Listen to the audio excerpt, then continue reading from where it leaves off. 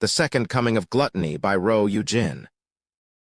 Synopsis: he was an addict, a loser, a despicable human being, but one fleeting dream that may not be a dream at all reawakens his once lost senses. Possessing a very unique ability, he will use that and the dream to forge his path in the world now known as the Lost Paradise. The Son of God Gyula has returned. I was lost in the world of gambling. I turned my back on my family and even betrayed my lover. I wasted every day of my life. It was a life of trash. The reality told me thus, that I would amount to nothing no matter what I did. In order to change my pathetic life, I chose fantasy instead.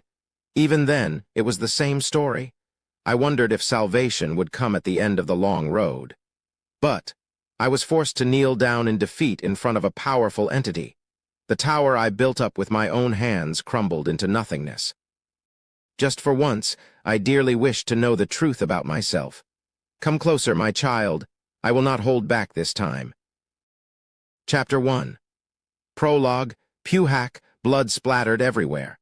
A woman's dazed gaze fell to the spear impaling her left chest. When she felt the coldness of the blade penetrating her heart, her pupils shook as her body slowly lost strength. As the woman collapsed to the ground, an owner of an anguished cry rushed to the spearman's back. The spearman let go of his spear, startled by how quick the voice was approaching him. But that was it. The spearman quickly spun around, swinging his fist at the enemy behind his back. The target fell backward from the impact. The spearman didn't stop and swung down his bloody fist once more. Pow! The target's head burst open in an instant. Even then, the spearman didn't stop. Once, twice, thrice. He roared and screamed, bashing the target's head until he finally smashed the man's skull and brain to pieces. Only then did he stop his fists and look around with a pair of bloodshot eyes. He picked up his spear. Then he kicked off the ground, which was wet with a disgusting mixture of brain matter and human flesh. The man, resembling a demon, shot into a swirling fog of ashes. Cough. The collapsed woman heaved out a dry cough. She scowled from the smell of ash in the area. But her frown only lasted a moment. She lifted her head and surveyed her surroundings. Is anybody there? Only a bleak gust of wind blew by. Is everyone dead? She waited, but no reply came back. Cuck. She let off a sudden chuckle and began humming as if she was singing a lullaby.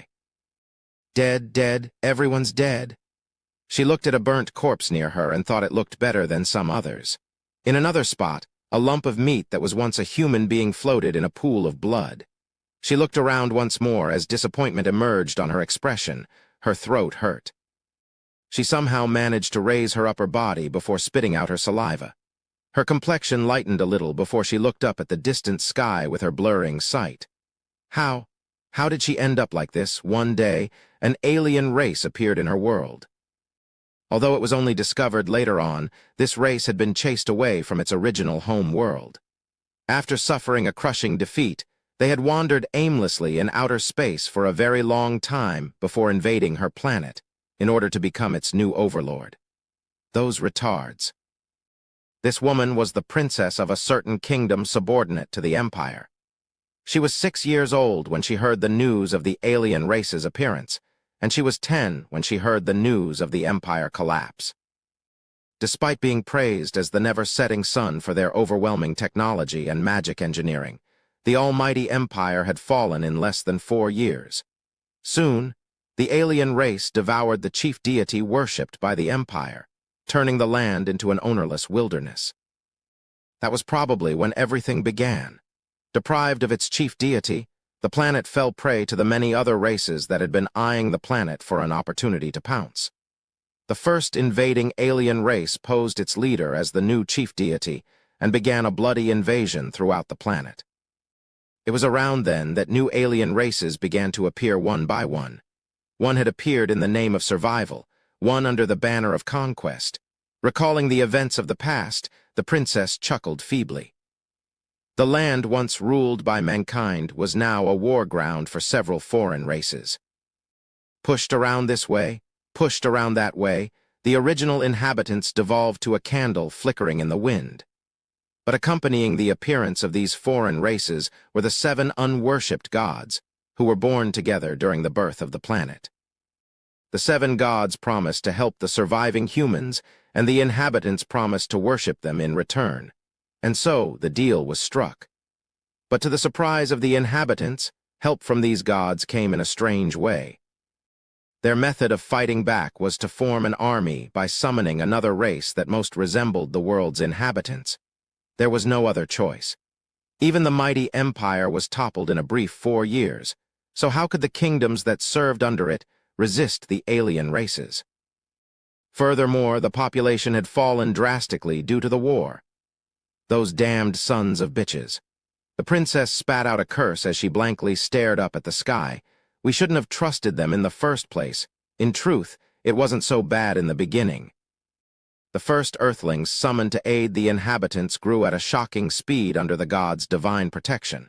However, as their influence grew and gradually overwhelmed that of the inhabitants, the situation began to change. There really were all sorts of reasons. Some formed groups by nationality, some by the color of their skin, some by religion, and some by politics. In the end, profit was the problem. The factionalization among the Earthlings began to cause rifts in the relationship of the once united kingdoms. The alliance formed under the desire to survive broke into pieces, and the ensuing internal conflict naturally weakened their forces. There were some who even revolted against the new gods. It was truly unfathomable. But was that all? In the end, the majority of Earthlings refused to participate in the final battle. They coldly ignored the inhabitants' desperate pleas and returned to their home world. This was why rage boiled inside the princess. Sons of... She was about to curse once more, but quickly shut her mouth. Splash, splash.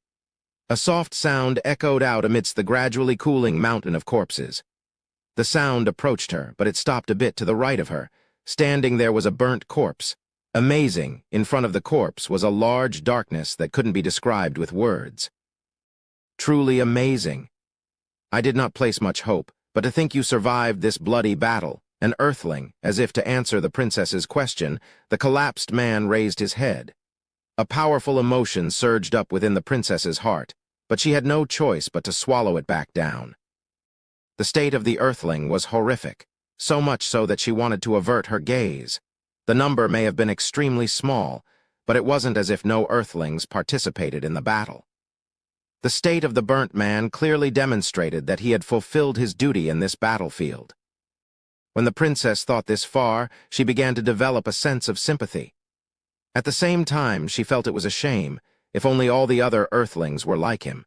I want to praise your achievements a bit more, but you do not have much time left. A low-pitched voice struck her ears. Since you kept your promise, it is time for me to keep mine. Tell me, what is it that you wish? As darkness set in the man's eyes, his weakened eyes looked forward. When he opened his mouth, he spurted out bits and pieces of his organs along with a mouthful of blood. His voice seemed to be lost, as only the sound of wind passing through his vocal cord came out. You do not have to speak. I can simply read your mind, so you wish to be revived. The princess almost laughed. Wishing to be revived. What use would it be? Everything was already over. No. How foolish, your life is hanging by a rope. Then what is it that you want? Don't tell me riches. Honor? In this situation, what? Suddenly the tone of the darkness went up. You want to start over. An ominous sensation suddenly rose up in the princess's heart. Impossible. An enraged voice shook the earth. Even with your achievements, how could it be possible to reverse time?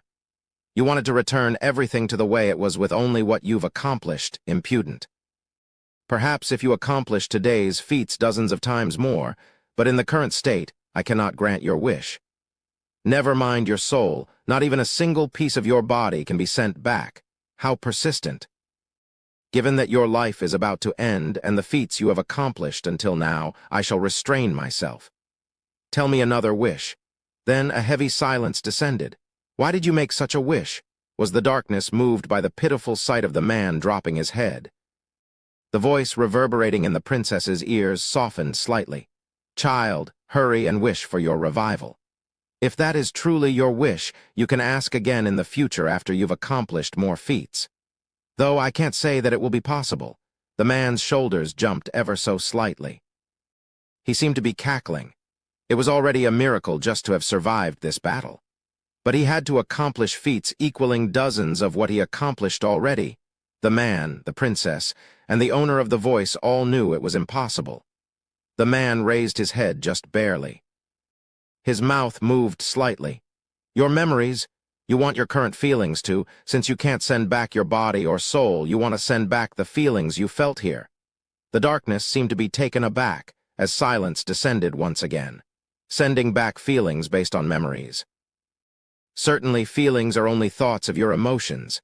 After a long silence, the voice answered. But even that is difficult. Although it was only for a brief moment, the mouth of the dying man twisted up. I am truly sorry, that was it. The man's shoulders stopped moving. Plop.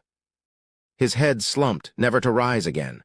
Just like that, he stopped moving. How foolish. Suddenly, a hand-like thing reached out from the darkness.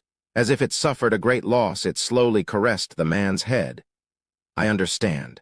The princess, who had been watching this scene unfold, spoke up. The darkness stopped its hand. You are a descendant of the royal families. That is correct, O venerable Gyula. The princess smirked as if to ask why that mattered. The kingdom has fallen. The gates must have been taken over by now, too. With everything he's experienced, wouldn't it be better to die? Even though the oath will cause him to lose his memories, that'll only make for a cleaner ending. He will have a place to return to. No, this child didn't wish to return. The heavy tone of the voice caused the princess's eyes to widen. He said he wouldn't have a place to call home even if he returned. Place to call home. Those words moved the princess's heart. Perhaps she felt a sense of camaraderie. With the kingdom's collapse, she also didn't have a place to call home. Although a few humans would have surely survived, their fate would be no different from that of livestock. After all, humans couldn't become the victors of this war. Then why didn't you just grant his wish? Her quiet grumbling made the darkness smile. Nonsense. All results must follow causes. No matter what, this child's wish would have resulted in interfering with the past. The princess chuckled bitterly. She couldn't understand, nor did she want to. It just sounded like an excuse. His achievements were simply not enough to become the cause. You say that, but you seem to be regretting it quite a bit. How could I not? This child was originally born with the fate of an executor. Executor? The princess was surprised. The executors were the apostles who carried out the will of the 7 gods. They were the 7 leaders chosen to fight against the monsters threatening the world. The problem was that only one of them participated in this battle. Right, he shone brighter than any of the other stars. If only he didn't ruin everything with his own hands. Why do humans only learn to regret after everything is over? The darkness fell silent. The princess also closed her mouth. She had spoken up because she didn't want to die lonely. Although she regained her consciousness for a brief moment, she knew from the moment she opened her eyes that she wouldn't live for long. The princess's eyes turned to the dead man. His humble end was all the more pitiful. She had no way of knowing for certain, but if he wished for the reversal of the time, he must have lived through life-or-death situations of incredible degree. But even that had not been enough to grant his wish. He had fought like a dog and died like a dog, without receiving any compensation. O venerable Gyula! After a moment of hesitation, the princess rummaged through her pocket. Please grant this earthling's wish. The royal oath. You haven't forgotten about it, have you? The darkness's brief confusion disappeared, and it stopped talking. Inside the princess's wide-open palm was a beautifully crafted necklace. Although it was stained with blood, its original beauty couldn't be hidden as it shone brightly. That is, with the oath you made to my father and this man's achievements, wouldn't it be enough to grant his final wish? Even if reversing time is difficult, do you have a reason to go this far? Of course. When Earthlings crossed over to this world, the royal families also promised to reward them for their efforts. The princess had no desire to even think about the bastards who ran away from the final battle. But the Earthling in front of her had stayed until the end. Since he had honored his duty, it was time for her, as the princess, to honor the royal family's promise. Plus, this was the final ounce of pride she could keep before dying. But I can grant your own wish instead. "What can you do for me?" The princess laughed out loud. One thing she learned from this long war was that not even gods were omnipotent. What could she even wish for in this doomed world? "I will say it again. This child cannot go back. Only his feelings of yearning and regret. Even those would not be etched into his mind and only pass by like a fleeting dream. He might end up treating it like an insignificant dream and forget all about it. One thing I am sure of is that both you and him will die in this place. Are you saying that that is okay?" The darkness's voice struck the princess's ears multiple times as if to reaffirm her wish. It would be a lie if she said she didn't have second thoughts. But she was exhausted. The war had gone on for too long. Although she endured all this time as one of the rulers of this land, she now wanted to rest. Returning to nothingness and falling into an eternal sleep didn't sound too bad. If only all earthlings were like you. Then she wouldn't have had any regrets. You want to grant his wish that much, even at the cost of giving up what rightly belongs to you? A smile formed on her lips for the first time. Yes. Finally, the wish had been decided. In that case, fine. She could feel something like a pair of wings spread open from the darkness. "Come closer, my child." Suddenly, her body turned light like a feather. By the time she noticed this, her vision had become half blurry. The world spun, and something unknown came up to her eyes. The last thing she got to see was, "I cannot wait." A blue fragment rising above the man until I meet the two of you again, and the darkness laughing in joy. Chapter 2. A son of a bitch, one. When he was young, he thought that the entire world was green. That people were green, that roads were the refreshing color of grass, that animals were dark green, and that the sky was light green. Green colors danced no matter where he looked. One memory he had of his childhood was the time he went to the zoo with his family. Rather than walking around and watching enclosures, they entered a safari, where visitors rode on a bus to tour an artificial wilderness. Paper bags filled with raw meat hung on the side of the bus. The eldest brother sat on the seat next to the window, and the 2-year-old sister took the mother's lap. He recalled being a bit down, unable to sit together, being neither the oldest nor the youngest. The bus stopped. The wild animals lounging around the field sauntered up to the bus. The green animals jumped into a fierce competition for food. The way they pounced on each other reminded the boy of the game whack-a-mole, so he laughed faintly. It was then a single animal, just one. It sat on top of a boulder like an emperor, reflecting the shining sunlight. The boy's smile disappeared. Why, its color. Unlike any of the other animals he had ever seen, that one animal wasn't green. Did it feel his gaze? The beast stared into the boy's eyes. As if enchanted, the boy became afraid. He averted his gaze instinctively and stopped breathing. Both his hands and body trembled, and his heart pounded crazily. Even as he was swallowed by terror that no boy his age was able to withstand, the boy raised a question. Why wasn't that animal green? No, I must have made a mistake. The boy took a deep breath and looked out the window again. It was then. Pang! The window shook violently. The beast had been far away, but it had approached the bus before the boy noticed. But why was it ignoring the food hanging on the bus and sticking to the window? The beast opened its mouth and revealed its fearsome teeth. It repeatedly tried to chew on the window. The boy didn't understand what had transpired. Still, he flinched and shrunk back. I have to run. Why isn't the bus moving? I'm scared. I want to get away from here. Mom, mom, mom, mom. Just as the boy was about to burst into tears, a warm hand carefully covered his eyes. It must have frightened you a lot. The voice was as silvery and gentle as a spring breeze. Just that single sentence made the boy feel relaxed and relieved. The boy jumped into the woman's embrace without checking to see who it was. There, everything's okay. The scary lion isn't here anymore. Ah, the bus is moving again. Pat, pat. The woman gently patted the boy's back, and his stifled breathing became relaxed. Only then did the boy raise his head to take a look. Suddenly, the woman's hand stopped. She drew closer to the boy, studying him carefully. Then she gasped in surprise. Oh my goodness, really? When the boy tilted his head in confusion, the woman smiled. Your eyes are beautiful. My eyes? Yes, they're beautiful, in the 7 colors of the rainbow. The boy stared at the woman curiously, but she only smiled in return. Then she let out a sigh, as if she found something to be a great loss. If only you were a little older, no, perhaps it's better that you grow up unaware. Before long, the safari tour ended. Tourists got up one by one, but the boy showed no sign of leaving. The woman also hesitated, as if she wasn't ready to give up. The woman whispered into the boy's ear. "What's your name?" Sial. Sial, that's a pretty name. She then met the gaze of the blushing boy. "Hey, once you grow a bit older, and we somehow meet by coincidence, will you come to me?" "To you, Nuna?" "Yes, I'll be there if you ever need my help." Although the boy couldn't understand what she meant, he still nodded his head in her embrace. Soon, the sound of his mother and younger sister looking for him rang out. "Here, promise." A soft sensation touched the boy's forehead before disappearing.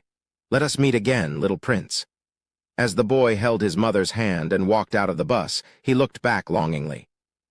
The woman was smiling brightly and waving her hand, all the way until the boy disappeared. Time passed, and the boy became an adult. He had grown until the special memories from this day turned faint. With age, he lost his fear of wild animals, and he began to research the phenomenon he experienced that day. What was this ability of his? Why did he have a power that no one else did? In the end, he could not arrive at the answer, but he began to figure out the conditions where the green color appeared and disappeared. His life began to change as he began to apply this power to his everyday life. And when this ability suddenly disappeared one day, his life rapidly spiraled out of control. Siorak Land was a casino located in Gangwon Province's Sakcho City. Regardless of winning or losing, people pressed buttons like a robot and flipped cards, as both cries of joy and despair rang out together. A young man looked down at a table with nervousness on his face. He stole a glance at the dealer, who remained expressionless. After glaring at the table like a hungry beast, the young man opened his mouth with great difficulty. "Stop! No, double down." The dealer immediately put his hand on the deck, as if he had grown bored of waiting for the youth's decision. The young man's throat dried up. His chin dripped with sweat, and his back was drenched as well. But unlike the anxious youth, the dealer flipped the card with apathy. The young man wrapped his hands around his head. The sound of joy and despair once again rang out. "Park Hyung, you get lucky today?" "Ah, Choi." When a well-built man walked out of the entrance and greeted him, the bespectacled man shivering outside smoking a cigarette shook his head. "Lucky. Damn, I'm barely even. What about you?" "It's the same for me. Guess today's not my lucky day." I came outside to take a short break.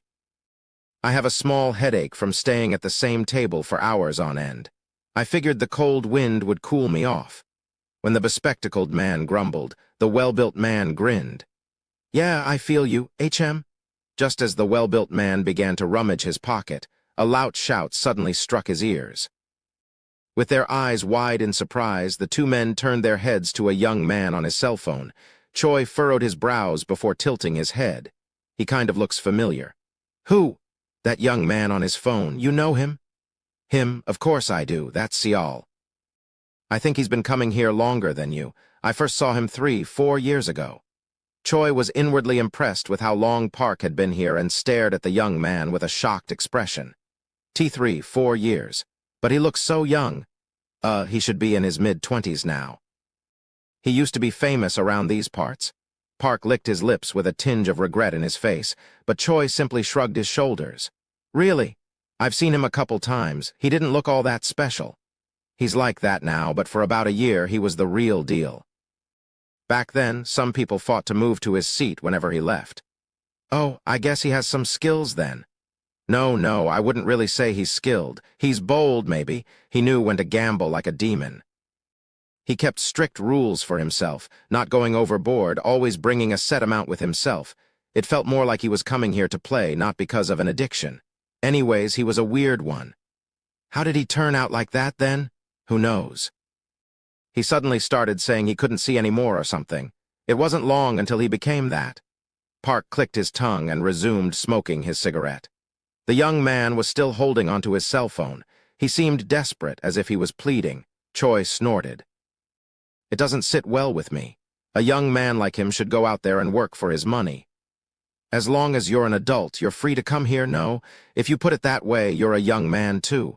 It's been ages since I passed 40. Does age matter? A casino is just a gambling house with a fancy title. The moment someone sets their foot inside, they're free to lose their mind, regardless of their age.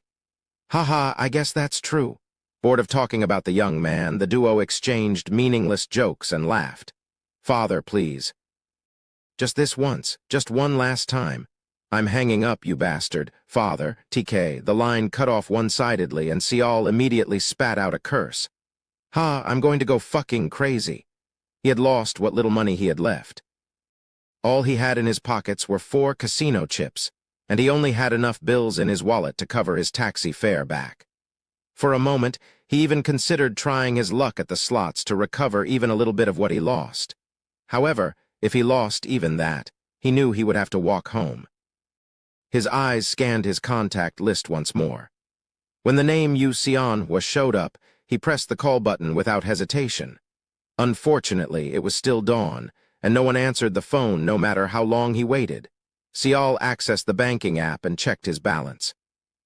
But that only revealed what he already knew. He sighed as he stared at the minus sign in front of the numbers. Damn it, why aren't you picking up your fucking phone? After seething in anger for a bit, he tilted his head up and looked up at the sky. The morning sky was still gray. With a sigh, Sial raised his hand. Taxi? Where are you going? Gangnam Station. No, Nanhyun Station. Get in. Soon, the taxi carrying the young man slipped into the darkness. Chapter 3. A son of a bitch, too. I need more money so I can go back. Sial stood in front of Nanhyun Station, pondering his next move before finally coming to a decision. He was seemingly surrounded by enemies on all sides, but there was one secret hill he could run to for help. The alarm buzzed loudly. It was 5:30 in the morning. Yu Xianhua opened her eyes and stretched her limbs out from a refreshing night's sleep. The morning sunlight beamed through the window and brightly illuminated a small frame on her drawer. The frame contained a photo of 7 people, including Yu Xianhua and her younger sister. Looking at it, a faint smile bloomed on the young woman's face. There was Sial Ajasi, who looked uptight on the outside but was warmer and more caring than anyone else on the inside. His wife, who always treated Yu Xianhua like her own daughter and made sure she was eating properly. It wasn't just those 2 on the photo, though. There was also the husband and wife's oldest son, Sial Wusiak, who looked cold and stiff but possessed a warm heart, the youngest daughter, Sial Jinhee, who was open and outgoing, and finally, there was a young man with a gentle smile in the middle of the 2. Then there she was, leaning on his shoulder and smiling radiantly. Looking at the photo, a hint of worry crept into Yu Xianhua's complexion. When she checked her phone to see the time, the shadow on her face grew darker. You're leaving already. Why don't you stay for a cup of coffee? Yu Xianhua.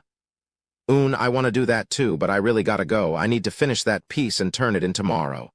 You didn't forget anything? You're good to go. Of course, I'm not a little kid. Okay, I'm going now. See you later.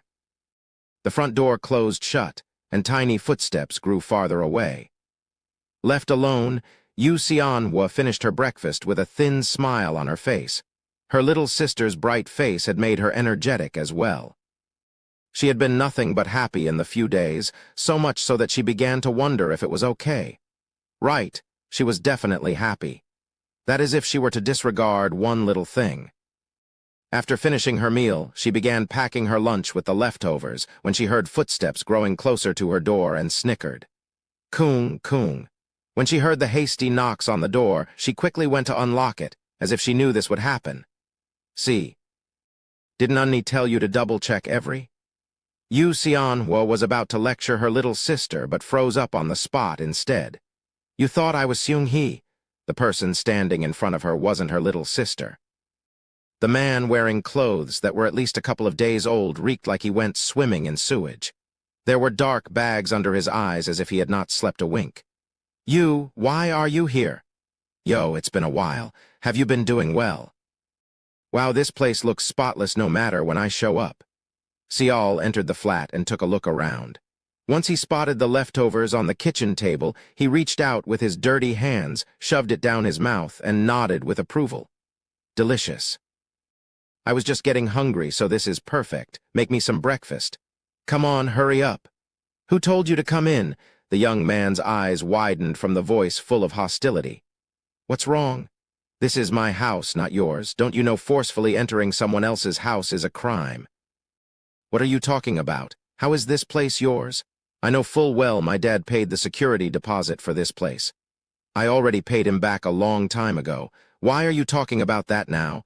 Besides, even if that was true, you have no right to come in here. Hey, don't be like that. Between us? Really? Yu Xianhua's voice became sharper and colder. Stop dreaming. It's over between us. You and I aren't anything, not anymore. Her words went beyond cold and began to feel venomous. Xiao rolled his eyes and let out a deep sigh. Then with a groan he lied down on the floor. I'm starving, so make me food. I'm exhausted from walking all the way here. Hey, I'm not going to humor your antics anymore. Get up. Get up and leave before I call the police. Xiao snorted. But when Yu Xianhua really pulled out her cell phone, he hurriedly stood back up. See, come on, can't we talk this out? I came because I had something to say. For real. I have nothing to say to you. If you want to talk to me, go to the casino and ask them to ban you from entering. Then I'll think about it. Wow, Tilda, why are you so sensitive today? Yu Xianhua felt like she might explode with frustration. She shut her eyes, lowered her head, and took a heavy breath. Get out. Come on, you're really gonna be like this? Before he could finish, a piercing shout rang out. In the end, Yu Xianhua exploded from her pent-up rage. You think I don't know why you're here? You're here to ask me for money again. Xiao flinched as she had accurately hit the mark. Hey, what did you mean? He smiled self-consciously, trying to evade the topic, but Yu Xianhua was already experienced. This wasn't the first or second time this was happening. It had only been 4 months ago that she told herself to trust him one final time since he got on his knees and begged for her forgiveness for several hours. Seeing the smile on Xiao's face that was starting to look ugly, a never-before-felt repulsion began to boil up inside her. I can't give you a single dime. No, I won't. What, you want to start over? Am I crazy? What, it wasn't enough that you blew away our security deposit last time? After blowing out the anger inside her, Yu Xianhua took a deep breath. She even coughed from the heated shouts. Xiao stood there in a daze. He seemed to be at a loss of words from her adamant stance, but a cruel smirk hung on his twisted lips. I've been patient, and this is how you act. You little bitch. Yu Xianhua's thoughts of did I go overboard lasted for a brief second. She couldn't help but doubt her own ears. What did you just say? What, are your ear holes blocked up now? You think I'm a fool too? Fuck. It was the first time Yu Xianhua was hearing Xiao curse so openly. She blanked out from the sudden mental shock. You of all people can't do this to me. You clung to me when things were hard for you, but now you're like this? I didn't want to bring up old tales because it's petty, but did you forget about me taking care of you in middle and high school? You ran around every day crying about wanting to see your mom and dad.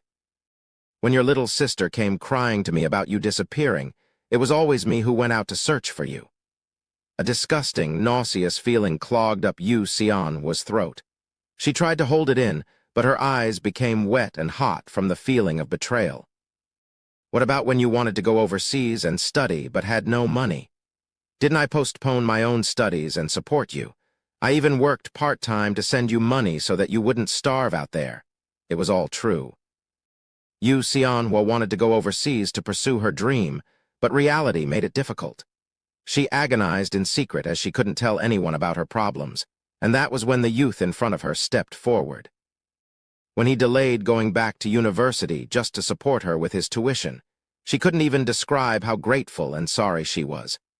That was the kind of man he was, a man who supported and cared for her more than anyone else. When they entered the same university and he confessed to her, she felt like she had obtained the world. When he promised her their future, she loved him so much she thought she might die from it. But how did things turn out this way? How did he ruin himself to such a degree? Yu Xianhua stood there and trembled like a lone leaf on a tree. She sniffled and then raised her head. She seemed to have calmed herself down a bit, but her eyes and nose were tinged with red. You son of a bitch. W what? Sial's anger subsided as he stuttered. Rather than angry, he looked dumbstruck. He knew how much Yu Xianhua hated swearing. She had never cursed a single time in her life. How much was it? Her tearful voice was resolute, as if she had finally made up her mind. Huh, how much was it? The money you gave me when I went overseas. The tuition was 5 million, and I sent you another 2 million from working part-time. I'll pay the tuition back to your dad. You gave me the money, but it was his to begin with. As for the 2 million, I'll give it to you now. Yu Xianhua spoke as if she was repeatedly swallowing something. She picked up her cell phone. There, I sent it. It's 2 million exactly, so check it. Sial let out a dry cough and took out his phone. After checking his bank account, he grinned. Wow, you have a lot of money now. How much do you have in your bank account? Are we done now? Her tearful voice came out like she was squeezing out every word from her throat. Hearing the ominous voice, Sial's delight disappeared with a surprised flinch. He looked at Yu Xianhua and shrugged. Hey, I never asked you to give me money. If someone heard, they'd think I stole it from you or something. I paid off all my debts now, right? Yeah, I guess. If you've confirmed it, get out. You and I have nothing to do with each other from now, not even a debt. This again. In the end, Yu Xianhua couldn't hold it back and dropped to her knees. Seeing her desperately trying to hold her tears back, the young man scratched his greasy hair. Fine, I'm leaving. Sial, with his shoes still on, hurriedly left the flat like a burglar who was caught stealing. His refreshing sense of accomplishment only lasted a moment. Hooong! When he heard the restrained wail from behind the closed door, he suddenly felt dirty. He ran out and looked up at the sky. The morning sky was blue, a color so damnably clear. The fatigue he had forgotten about rushed in. Sial returned to his flat after filling his empty stomach at a nearby convenience store. After turning on the lights, he plopped down on the dusty blanket. After some time, the midday sun went over the western horizon, and darkness began to dye the orange glow of twilight. Bzzz. A small buzz rang out, and circular ripples formed in the air. The ripples gradually gathered to a single point before instantly transforming into a blue fragment. The fragment dropped down and gently fell into Sial's forehead like a lover's kiss. Soon the fragment slowly sank as if it was sinking below the water. Flinch, Sial's unmoving, sleeping body jumped. Sial's eyes shot open. Chapter 4. March 16th, 10:30 p.m. 1. Hook! The first thing Sial saw was light pressing down on his eyes. Once he focused his blurry gaze 3-4 times, he finally saw the light bulb he left on before going to bed. Sial gasped for air and curled his body from the cold that flooded in. He found that he was soaked with cold sweat. What?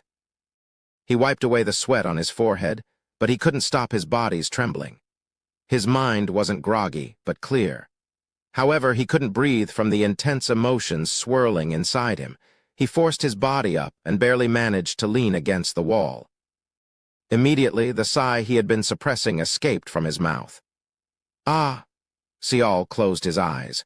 A dream. He'd had a dream that was a lot different than the dreams he usually had. He felt as if he had personally experienced everything. He even felt all sorts of emotions from the dream. Logically speaking, none of it made sense. The dream was detached from the everyday life he saw and experienced. The sceneries he intermittently witnessed were far removed from the background of the modern world, and he had even fought creatures that clearly were not human. Perhaps everything was just a silly dream. But why? The final scene stuck to his head. The dying man was full of regrets. Regret, remorse, lamentation, and a deep sigh. Even until his life flickered out, these fervent emotions raged inside him. They lingered inside Sial, wringing his heart. Sial opened his eyes after much struggle and slowly looked around his room.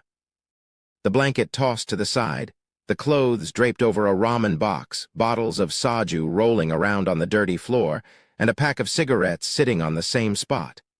For some reason, this sight felt surreal. A head-splitting migraine suddenly swept through him. He got up almost reflexively and staggered to the bathroom.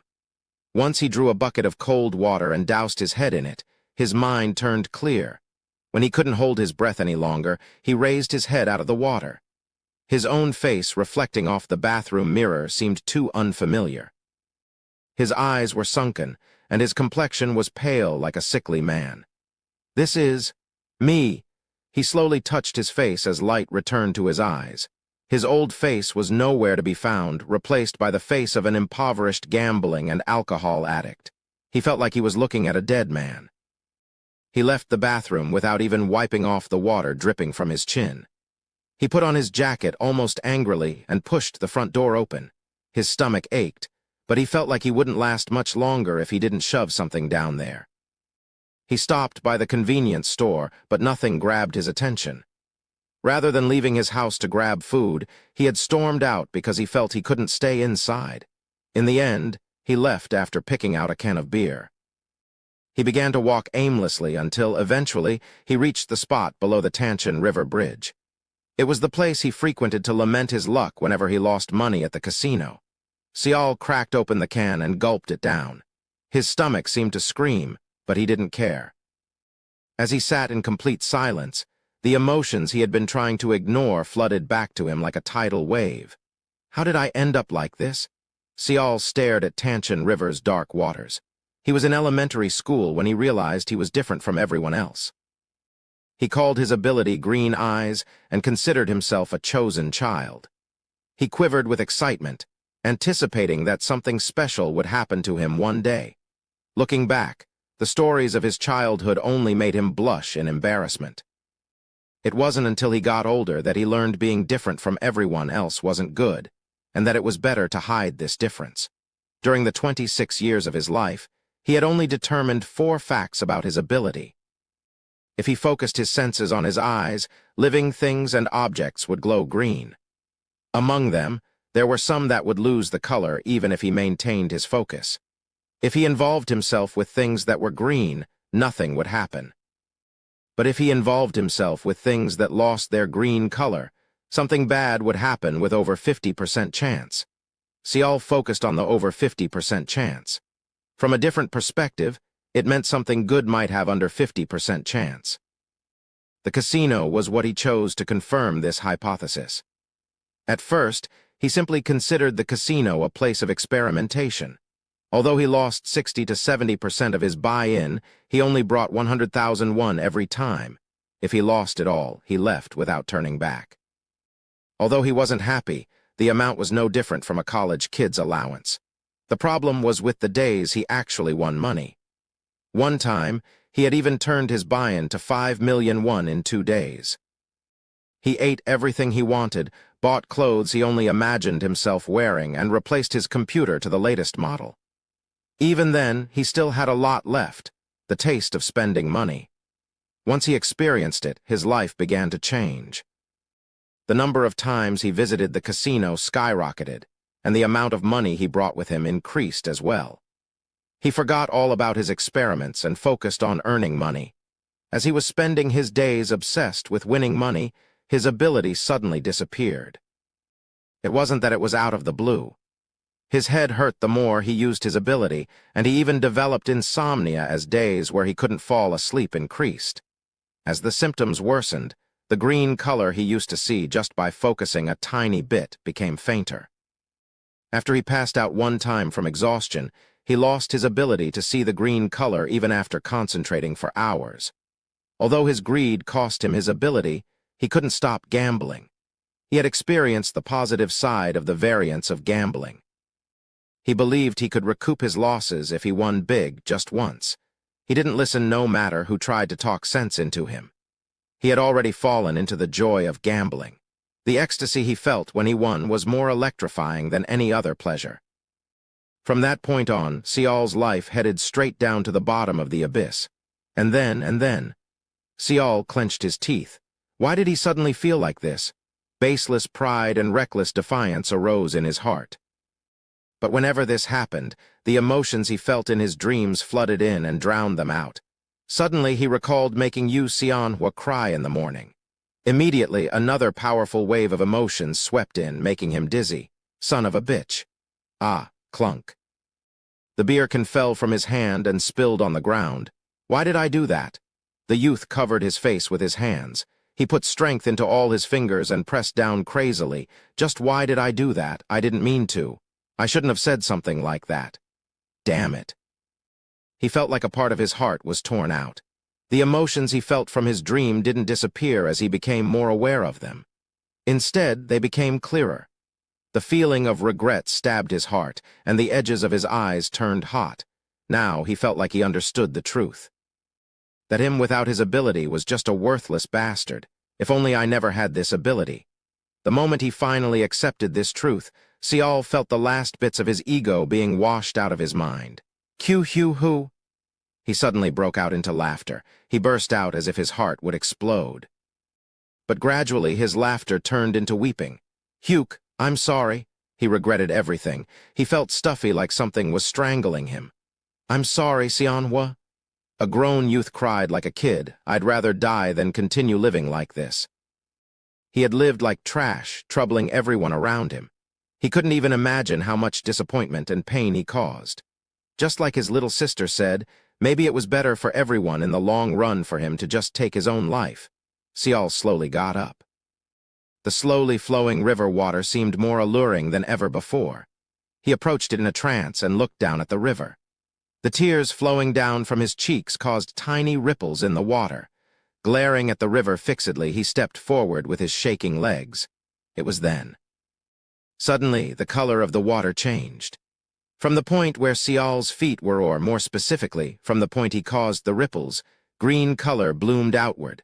Like dropping paint into clear water, the forgotten color, the lost light, quickly spread out in all directions. Not only did it dye the flowing river water, but it also traveled up the support pillars of the bridge, dyeing the entire structure. It covered the spot he was just sitting in and, eventually, the distant sky. The whole world became dyed in green, just like when he was young. Sial stared at the feast of green dancing all around him with eyes wet with tears. His face was clearly one of utter disbelief. This is. After standing there like he had been struck by lightning, Sial consciously scattered his concentration. Immediately, the world returned to its normal colors. When he concentrated again, the green world returned. His ability, it came back. Just like how it suddenly disappeared one day, it really came back. It suddenly returned. But why? He had failed to restore his ability no matter how hard he tried. The sense of loss he felt that day could hardly be described with words. But what had caused it to activate again? Suddenly, he recalled the morning's dream again. Now that he thought about it, the man from this dream seemed to use the same ability. Sial frantically recalled the dream from the beginning. But soon, he determined that it was unrelated. It didn't make sense no matter how much he thought about it. Perhaps his subconscious desire to regain his ability had manifested itself as the strange dream. That was more realistic and easier to swallow than, wait. But looking back, the dream was strangely realistic. Didn't the dream also begin with the man drinking beer in Tanshan River and lamenting over his life, just like he was now? It was then. Just as Sial fell into a newfound confusion, the click-clack of high heels hitting the stone pavement rang out. The strange, rhythmical steps caught Sial's attention, and he promptly turned his head to the side. And there, Sial could definitely see it. In the world dyed in green, the viridescent light was gradually fading away in one spot. It was in the direction of this sound. Chapter 5. March 16th, 10:30 p.m. 2. You won't die even if you fall in there. A silvery voice rang out. Her voice sounded louder than usual, perhaps because there wasn't anyone around. Soon, a figure appeared from the darkness. A white blouse, a black jacket, and a gray H-line skirt that clearly outlined her curves. With a leather office bag in her hand, the woman looked to be a typical young businesswoman. The water isn't deep here. It's only really good for a light swim. Her tone went up towards the end of her sentence. Despite her appearance as a serious businesswoman, she spoke somewhat playfully. When Sial slowly stepped out of the water, the woman made a faint smile. Are you Sial? Who are you? The woman swallowed her words and approached Sial with slow, relaxed steps. With an experienced gesture, she took out her business card and pushed it to him. This is me. Sial glanced at the card. Sineung Pharmaceuticals director Kim Hana-wen Seol showed no signs of accepting the card. Kim Hana withdrew her hand, as if she was feeling somewhat awkward. Then she handed him a handkerchief. Take it. Personally, I'm not a big fan of seeing a grown man cry. Seol didn't take the handkerchief and wiped his eyes with his sleeves. Others might have been disgruntled, but Kim Hana seemed to find Seol's alertness interesting. I once heard a gambling addict wouldn't move a finger even when beautiful women threw themselves at him naked. I guess it's true. Seol examined the bespectacled woman with otherworldly beauty. He felt like he had seen her in his dream. To be specific, he remembered seeing her in the very first scene. A woman had approached him while he was drinking beer by Tanshan River. She said that she had great news to tell him. And it really was great news. She said she would give him enough money to pay off his debts and help him make more so long as he worked hard. When she handed over an envelope full of cash, the dream version of Seol was completely entranced. Although he had to sign a contract in return, the dream Seol didn't care about it at all. After all, money had practically rolled into his pocket when he was thinking about becoming a medical test subject for extra cash. Of course, it wasn't until later that he found out he was tricked. He was dragged away to a place he'd never seen before, and the contract had actually been a slave contract. Although this happened within the dream, he shuddered when he recalled how he toiled away like a dog. No, wait. Seol suddenly realized something. Things he had regarded as a mere dream were happening in reality. Once he recognized this, his heart turned cold and his alertness peaked. You're a lot calmer than you look. I thought you would react if I mentioned gambling. Certainly, Seol's current reaction could only be a surprise to Kim Hana. It was just that his attention was focused elsewhere at the moment. Well, that's better for me anyway. Looks like it will be easier to talk to you than I thought. Talk? Yep, I came to deliver Tilder at news. Kim Hana snickered as if she found herself funny. Meanwhile, Seol couldn't hide his shock. I came to deliver great news. Those were the exact words he heard in his dream. Now he was starting to believe that his dream wasn't just random nonsense but a premonition of things to come. Hey. Kim Hana put down the leather bag hanging on the right wrist. When the handle of the bag drooped down, the contents of the bag were exposed, and neatly tied stacks of 50,000 won bills revealed themselves. Why don't we make a bet? She got down to business. She had already finished investigating the young man's background. All that was left to do was to throw the bait. Gambling addicts were some of the easiest people to reel in. However, she was a perfectionist. She always sought to move at the perfect timing so that her targets would never refuse. And that was today. Seeing the young man staring at her bag fixedly, Kim Hana was fully confident that she would succeed. Seol slowly raised his head. Kim Hana clasped her hands as if to urge him to speak. No thanks. Great, the game we'll play is? Kim Hana paused mid-sentence. I quit gambling. I won't do it. When Seol doubled down, Kim Hana regained her composure. She blinked her eyes quickly and tilted her head slightly. Even though this can all become yours if you win just once? Not interested. What if I told you it's yours regardless of if you win or lose? If I remember correctly, you have quite a lot of debt to pay off. I'll take care of them on my own. Then aren't you interested why I'm making you this offer? I'll explain everything. All you have to do is play a game with me. Of course, you can have the money too, regardless of if you win or lose. To be completely honest, it was an enticing offer. Even at a glance, Seol could count at least 40 stacks of bills. The woman seemed trustworthy from the confident way she spoke. Hearing her out didn't seem like such a bad idea. Just as Seol was about to nod his head in agreement, an alarm bell resounded in his head. The emotions remaining from earlier in the day shook violently in fierce defiance. At the same time, he could feel a strange attraction. Inside the contradictory swirl of emotions, Seol took heavy breaths. Did I almost make another huge mistake? No matter how vivid a dream was, one would quickly forget about it after waking up. Since Seol remembered her even now, didn't that mean she played an important role? Seol told himself to remain cautious. Seol's suspicion was correct.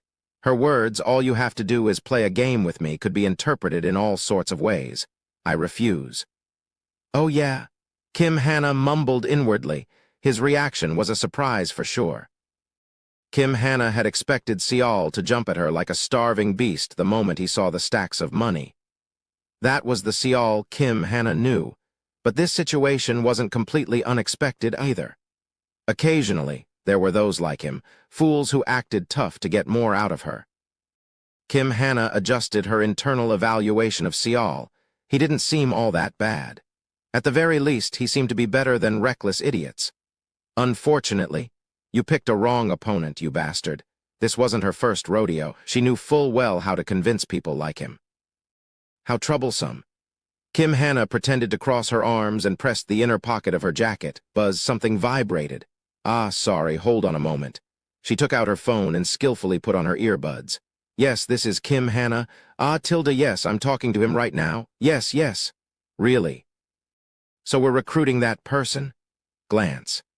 Kim Hannah snuck a quick glance at Seol. Then, yes, of course, that's fine. My client refused. Anyways, I'll head back then. Tilda, she took off her earbuds and smiled. What a coincidence. The last slot we had was filled up just now. Kim Hannah emphasized the phrase last slot. Well, since you refused, I guess it works out. Excuse me then. I sincerely hope you can achieve everything you've set out to do. Kim Hannah picked up the leather bag and turned back without a shred of hesitation. She then began to walk away step by step. From her experience, she expected one of two things to happen. He would either stop her immediately or wait a bit until hurriedly running after her. Wait. Kim Hannah smirked. Yes, what is it? She turned her head slightly. Her teasing expression that seemed to say, what's up, was just a bonus. You were a bit different from my expectation, but you think the likes of you can win against me. She made a triumphant smile. It was then. If it isn't the contract. Seol opened his mouth. If it isn't the contract, I'll hear you out. That was it. With just that single sentence, Kim Hannah's train of thought completely paused. Blink, blink. She stared at the man in front of her with her jaws open. Come again? She barely managed to eke out a reply. What I want. What followed afterward is an invitation, not a contract. Completely destroyed every scenario she had imagined. You.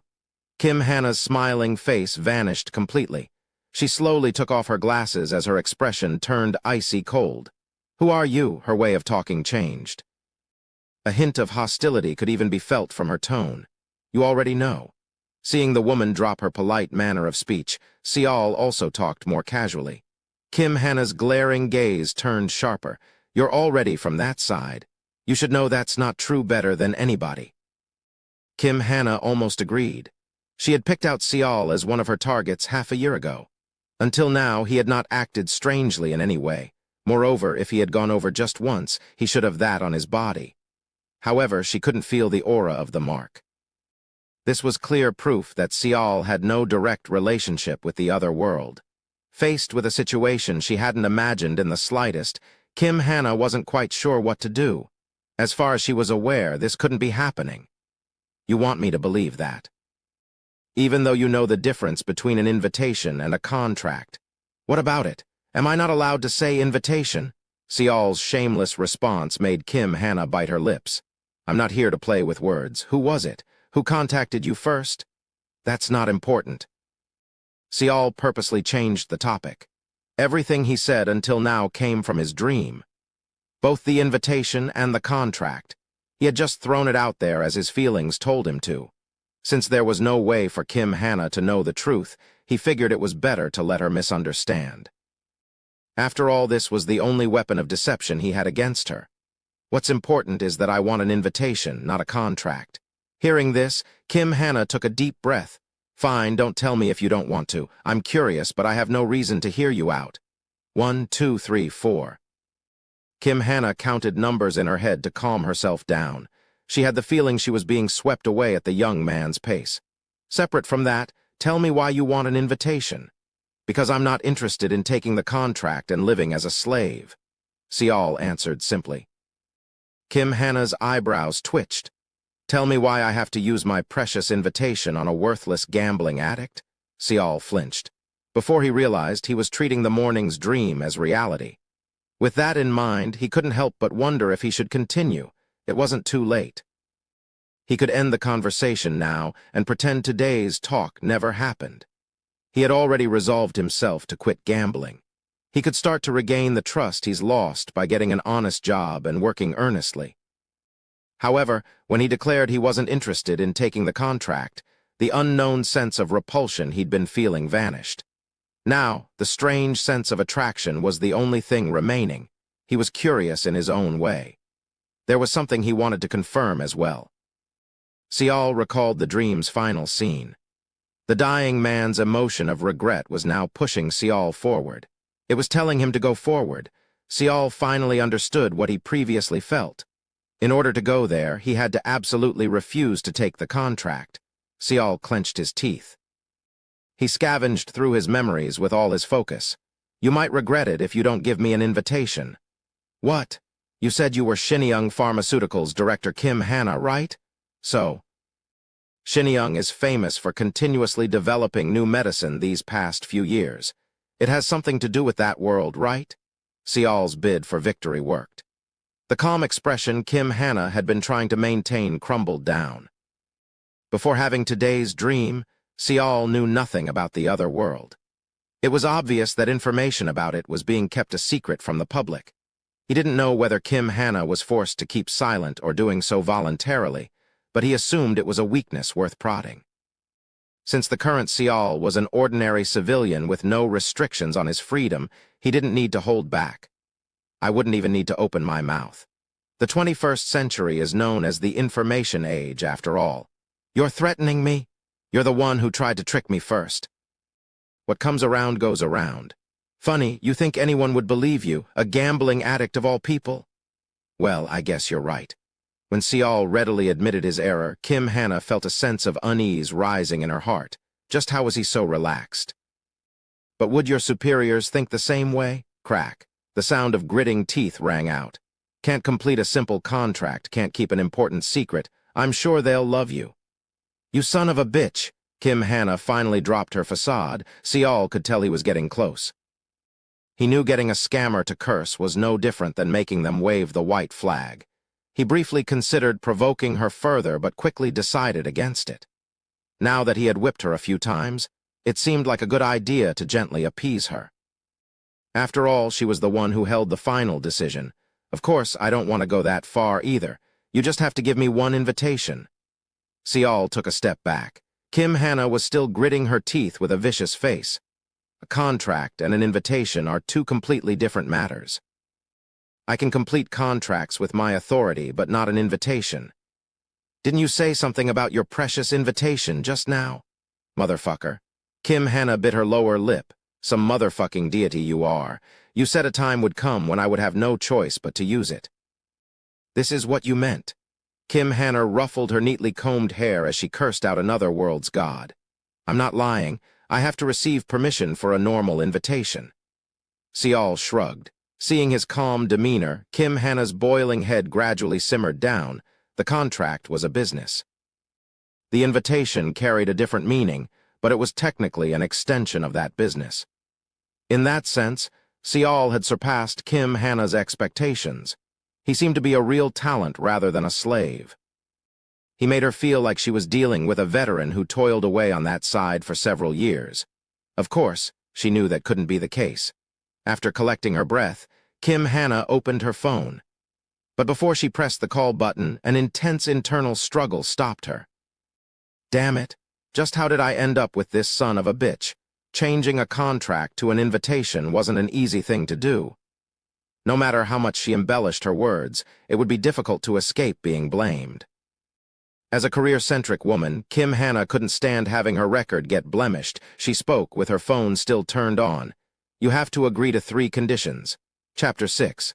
The Golden Stamp 1. Conditions, Sial asked back.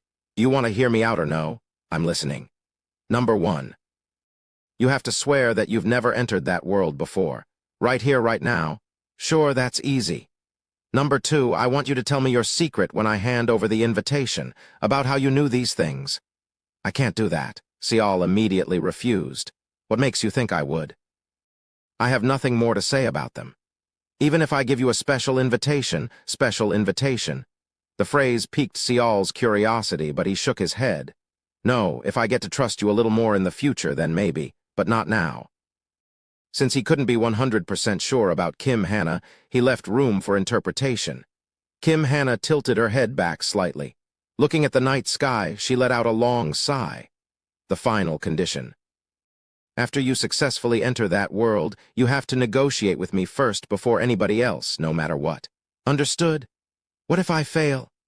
Unless you're a retard beyond imagination, that won't ever happen. I'll forcefully drag you into that world if I have to. Hearing Kim Hannah's heated declaration, Sial made calculations in his head. It seemed that Kim Hannah would not concede on the last point. If he didn't agree, not even a contract seemed possible, much less an invitation. It looks like this invitation thing really is precious. Since she used the word negotiation, Sial guessed that she had abandoned all thoughts of a slave contract. After assessing his options, Sial made his decision. I accept. Good. Kim Hannah put her phone away. She sighed yet again before reaching into her pocket and rummaging through it. Judging by how much her hand trembled, Sial guessed how reluctant she was to use the invitation. When her hand finally came out of her pocket, 4 stamps were locked between each gap between her fingers. One was colored red, the other ones were bronze, silver, and finally gold. You said you won't sign the contract. Kim Hannah removed the red stamp. As for the bronze, I can use it with my authority, but it's still a shared asset. I don't even need to mention the silver. The way she spoke while coincidentally waving her middle finger around got on Sial's nerves a bit, but he endured. The sole remaining stamp was the golden one. That was her so-called precious invitation. With an anguished look, she tightened her hand around the golden stamp. Then she rushed towards Sial as if to devour him on the spot. Wait. What? Aren't we finished talking now? You wanted an invitation, right? What is that gold stamp? It's my life, you bastard. With a frustrated shout, Kim Hannah snatched up the retreating Sial's left arm. Then she pressed the gold stamp on his palm as though it was a dagger. Immediately, a golden light flashed. The light shone upwards before dissipating like a receding tide and becoming gray.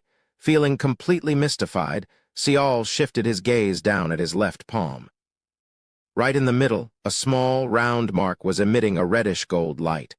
Although it quickly vanished in the next moment, Sial was still mesmerized by the sight. Next, an envelope slapped him in the chest. Seeing how luxuriously packaged it was, he guessed that it was the invitation letter. The gate will open at 10:30 p.m. tonight. It's around 2 hours from now, so take care of your personal affairs. As for that letter, I don't really care if you read it or not. While clutching the bag full of money, Kim Hannah abruptly turned on her heels to leave. Just as she took several steps away, she trembled noticeably and turned around to glare at him one more time. You better survive. I don't care what you do, so survive and enter that world. Got it? If you die after all of this, let's see what happens.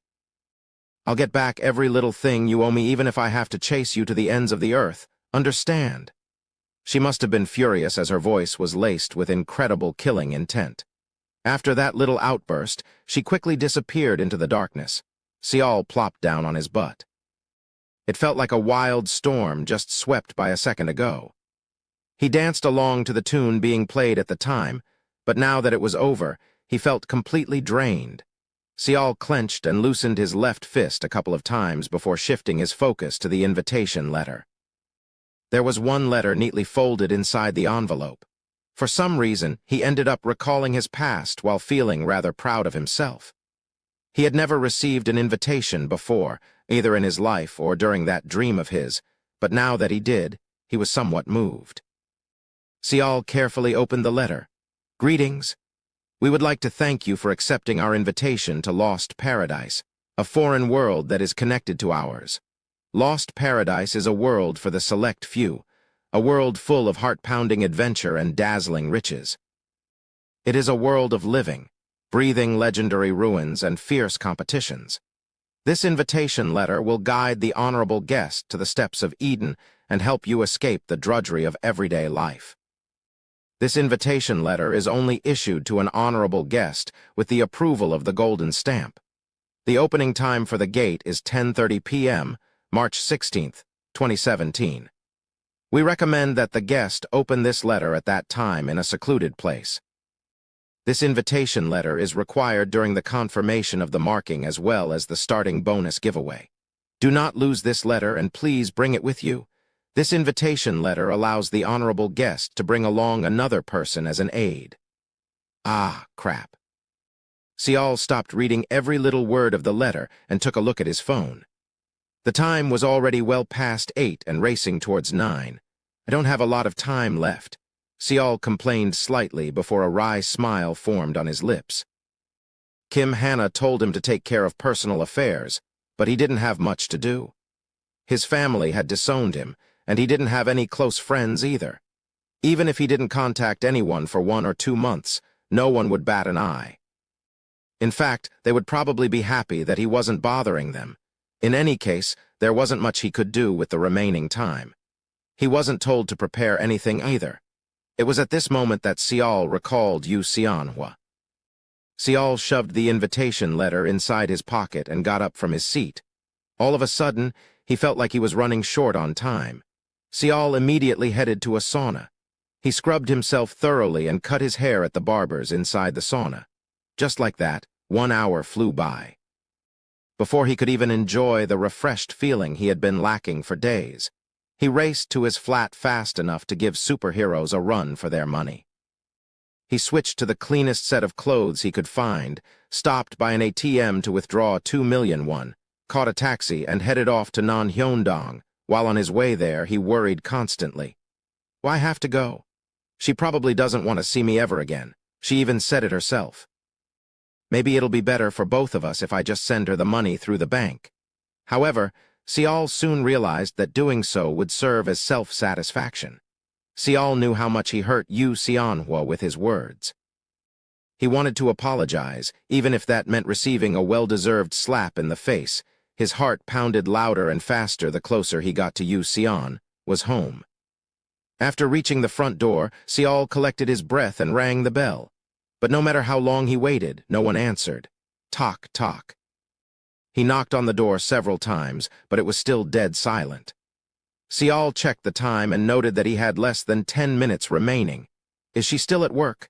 Sial fiddled with his phone and then sat down on the staircase leading to the corridor. Am I doing the right thing? Now that he had come this far, he could no longer call that dream a fantasy. After all, the things he saw and experienced in the dream had become a reality. Although he talked big to Kim Hannah, he was rather worried about the whole thing. Of course, he had already spilled the milk, and the die had been cast. He had no choice but to face the upcoming challenges head-on. Sial decided to think optimistically. Since he was brave enough to consider drowning himself, he could surely use that bravery to accomplish greater things.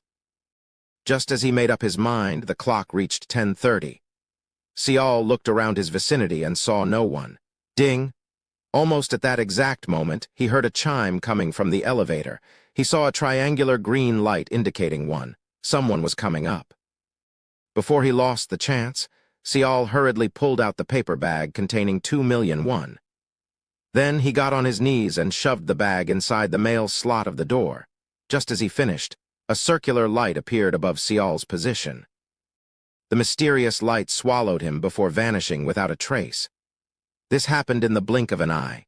Shortly afterward, the elevator door opened, and a lone woman stepped out. With a look of exhaustion and depression, Yu Xianhua unlocked the front door and entered her place. She took an enervated step forward, only to gently kick something. HM. Her eyes widened after spotting a weighty paper bag by her feet. After checking its content, she quickly turned around in stunned silence. However, she could only see the lonely darkness quietly settling down on the empty corridor of the apartment. Sial felt cold, perhaps because of the chilly air tickling his toes. He reached out absent-mindedly to search for his blanket, but the only thing his wandering fingers could grasp was a pillow. He hugged the pillow tightly, but the chill remained. And now that his brain had woken up, it didn't want to go back to sleep. It let this fact known with a small but insistent migraine. In the end, Sial opened his eyes. Feeling somewhat groggy, he took a look around. No matter how many times he looked, this place was still his rented flat. Startled, Sial hurriedly looked down at his left palm. It was clean. He carefully studied it, but there wasn't a single indication of a mark. Ha, ha, ha, ha. A bitter chuckle escaped from his lips. It was all a dream, he chuckled hoarsely to himself before lying flat on the floor. Right, of course. Why would someone like me get the chance to, damn it? Are you trying to make fun of me or something? Like a man who had lost his mind, he stared at the ceiling for a long time before switching on the television. The temperature was dropping below the freezing point before, but at the moment, Seoul's temperature is hovering around 2.4 Celsius. It's higher than what it was same time yesterday. The darkened screen gradually flickered into life, and the clear voice of a weather girl entered his ears. But rather than watching the TV, Seol grabbed his cigarette packet and lightly shook it. He pulled out one of the 2 remaining cigarettes and stuck it between his lips. Then, he changed the channel. Sinyoung Pharmaceuticals has announced that they have developed a new medicine. Seol's gaze chased away the faint gray smoke and landed on the TV's screen. The news channels were carrying the stories of new medications entering the market as their top headlines for the past few days. Since Seol's dream had been so vivid, he naturally ended up paying attention to the news piece. Located in the city of Seoul, Sinyoung Pharmaceuticals is a medical research firm established 4 years ago for the purpose of developing new medicine. More expectations are being placed on them as they have shown concrete results today as well. The image on the screen changed, and a man wearing an unkempt, white lab gown showed up. It possesses the characteristics of antioxidants that suppress the origin of the inflammation, as well as boosting the level of testosterone in the blood. Perhaps because of the cigarette smoke, Seol's dizziness seemed to intensify. He crawled towards the nearest window, reached out, and opened it wide. He immediately felt a bit better when the cold wind hit his face. He leaned against the wall before sliding down to a squat in a quiet, absent-minded daze. He stared at the TV spitting out unimportant and indecipherable babble and almost out of habit reached down to his pocket. He flinched. His hand stopped. He felt as if every single cell in his left hand had woken up. Slowly, ever so slowly, he pulled out the object caught between his fingers. A familiar paper envelope revealed itself. It was the invitation letter. Seol abruptly raised his head as soon as his phone began vibrating. The message from the guide has arrived. We recommend that all the contracted and invited guests confirm the message immediately. Seol instinctively stood up after that robotic announcement hit his eardrums. When he hurriedly looked outside his window, his jaw became slack. What the? Chapter 7. The Golden Stamp 2. Desolate. There was something unnatural about the streets for Seol to simply describe them that way. For one, he couldn't spot a single person or a moving vehicle. What he saw was a dreary and bleak cityscape without a single ant in sight. Even the sky above was a shade of dull gray, so it wasn't a dream. It was all real. Realizing this, Seol practically flew towards the smartphone and picked it up. Identity confirmed. The registration of the user has been completed. A robotic voice came from the device and the screen lit up next. He hurriedly tapped on the letter icon blinking on the corner, and texts appeared on the screen. Sender. The guide one. Arrive at Paradise High School's assembly hall before the time runs out. 2. Remaining time 000945. The content was simple, but the sender had also kindly attached an image that turned out to be a map. He took a look and found that his current location wasn't too far from his new destination. Seol slapped his own cheeks hard. Of course, his face stung quite a lot. He was trying to see if that would wake him up, but he mainly wanted to use the pain to reaffirm that this was indeed happening for real. Ouch. He rubbed his aching cheeks and cautiously pushed the front door open to leave. While he walked, an unexplainable tension continued to rear its ugly head. Besides the loneliness born out of feeling like the last man on Earth, it felt like he was walking around while the world around him was frozen in time. Finding his way around wasn't difficult at all. He simply followed the direction indicated on the map and needed only 2 minutes to arrive at the destination. The eye-catching plaque shouting out Paradise High hung next to the wide-open front gates of the school. What a funny name. That name stinks. An unexpected voice surprised Seol, and he quickly looked to his side. He didn't even know when she had arrived, but there was a girl with a hoodie standing there. Their eyes met. Her flawless pale skin indicated her young age, but her arched-up brows seemed to indicate her rather fierce personality. Just as Sial got this impression of uncaring disinterest from her expressionless face, she brushed past him. Both of her hands were shoved deep within the pockets as she quickly stepped past the open gates. She seemed to be in a hurry for some reason. The white roof, right. The attached map said this was the location, but that didn't mean this very spot was the meeting point. Sial looked around and found the assembly hall. As he approached it, he could hear the murmurs of the people within. Sial climbed up the steps, only to come to an abrupt halt.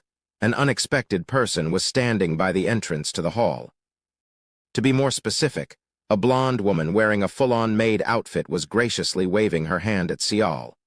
It was as if she was saying, "Please over here, welcome, sir." Am I supposed to enter through here?" Nod. The blonde woman silently nodded her head and smiled brightly. But when Sial tried to walk past her, she trotted to his front and blocked his path. She quietly stared at him and suddenly reached her hand out. Sial tilted his head in confusion. Then the blonde woman's lips opened without letting out a sound. She used her index fingers and the thumbs of her hands to form a rectangle before reaching out to him again. It was as if she was telling him to hand something over. Unfortunately, Sial could only stand there, his eyes blinking in further confusion. "You need something from me." As if Sial was making her frustrated, the blonde maid narrowed her eyes in an elegant manner. Her cheeks even puffed up, and her lower lip stuck out in a slight pout. This only caused Sial to fall further into the state of confusion. "She wants your invitation letter? Or your contract paper?" As he stood there wondering what to do, someone shouted out from the inside the hall. Sial took a look and found a guy sitting on a chair inside the assembly hall, giggling while spectating what was happening out here. Finally going, "Oh." Sial pulled his invitation letter out from the pocket and handed it over. HMPH. The woman received the letter and opened it while carrying a prim expression. While Sial stood next to her wondering whether that HMPH was her trying to say something or simply her short snort, the maid's expression gradually froze up. She looked at the invitation letter. Then she looked back at Sial, her wide-open eyes slowly closed shut. She carefully folded the invitation letter back, gathered both of her hands in front of her chest, and slowly lowered herself in a deep bow. It was an elegant yet dignified greeting. Suddenly, the entire assembly hall fell into silence. The attention of everyone who had arrived here before Sial focused on the newest arrival. Completely disregarding all those stares, the blonde maid pointed towards the left side of the hall and guided the flustered, and even more confused Sial there. The maid guided him towards an empty chair and bowed politely once more, before smoothly retreating away as if she was riding on skates while never turning her back to him. She still didn't say a single word, yet her attitude towards him had definitely changed. What's the matter with her? Why is she acting like that all of a sudden? I wonder. She didn't do that when I showed up. The eyes of two particular men landed on the new arrival, Sial, but all he could feel at that moment was the sense of being confused and flustered. Even though he had come here in that super-vivid dream, in reality, this was his actual first time. And certain things were progressing rather differently compared to the dream, too. So, of course, he was flustered. That was why he decided to divert his attention and try to suss out his new environment instead.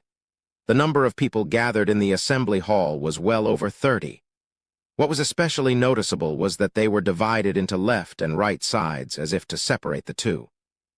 The left side with Sial in it only had 8 people in total, 6 males and 2 females. They were furnished with chairs to sit on, and the general atmosphere was relaxed and easygoing. On the other hand, the right side had almost 30 people, but they were either sitting on the floor or standing up. Sial could see that they were anxious too. It must be fate, meeting in a place like this. "Why don't we introduce ourselves to each other?"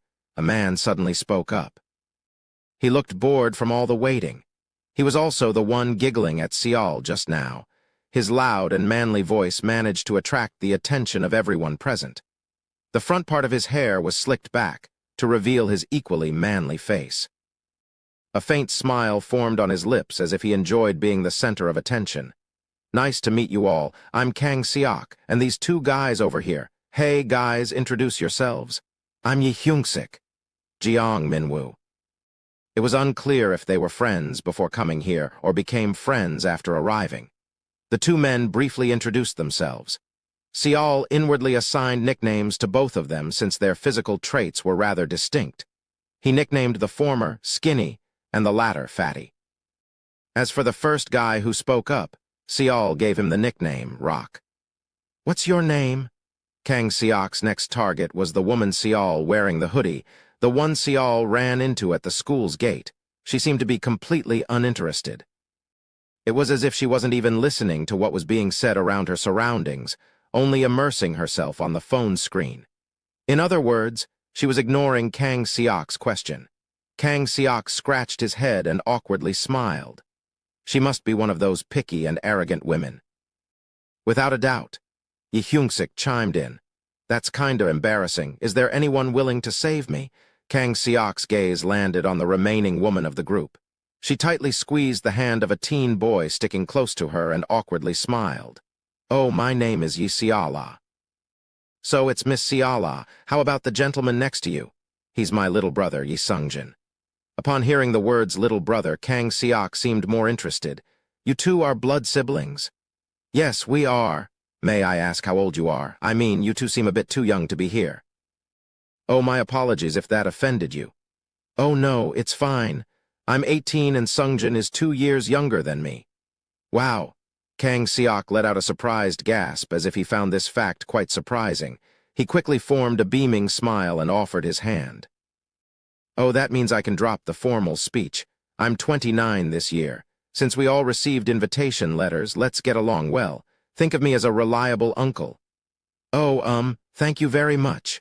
Isiala bashfully shook his hand. Her graceful appearance and that shyness reminded Seol of a freshly picked beautiful flower. He couldn't take his eyes off her for a moment or two.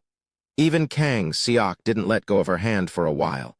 The remaining two were Seol and a man wearing a green cap and a pair of sunglasses.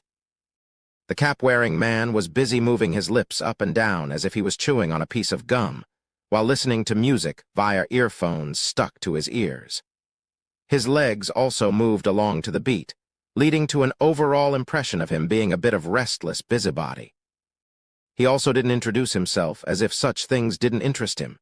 Seol quietly gathered his focus and stared at Kang Seok. The green light appeared on him for a brief moment before dissipating. The odds of nothing good happening by mixing up with him were high enough. In the end, Seol turned his head away. He got pretty flustered when entering the assembly hall, but as time passed, he had gradually calmed down. The Seol of the dream was standing on the right side of the hall, which meant that things were different now.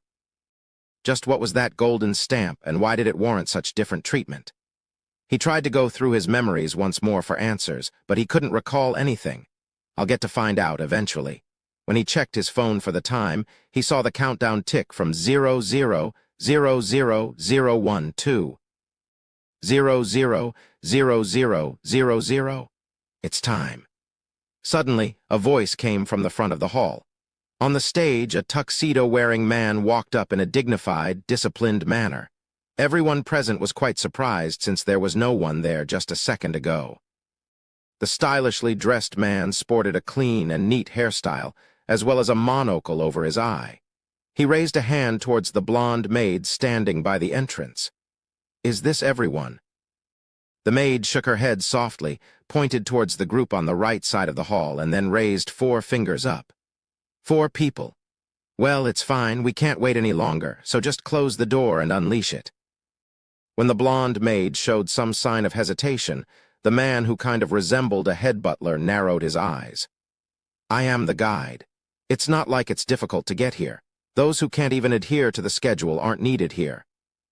In the end, the maid obediently lowered her head and quietly closed the door shut. She then produced a smartphone and tapped away for a little while. Meanwhile, the man on the stage clapped his hands twice to draw the attention towards himself. "Welcome." I am called Han, tasked with guiding all of you this time around. You can call me the guide." Han spoke up to hear and gestured at the maid with his index finger. She quickly ran to his side while her blonde ponytail danced in the air. "First of all, the contract documents, please." "How many do we have?" 28. "Quite a lot, isn't it? And we have 8 invitations this time?" The guy didn't even take a look at the bundle of the contracts and simply shoved them underneath his jacket. However, he still held the invitation letters tightly in his hand. The guide played with his monocle. Firstly, let us confirm the identities of those present today. Although we have the invitation letters here, it's meaningless if we don't personally confirm." The silence still remained inside the assembly hall. The guide simply smirked. "I'm sure that you're curious about many things, but let us follow the protocol.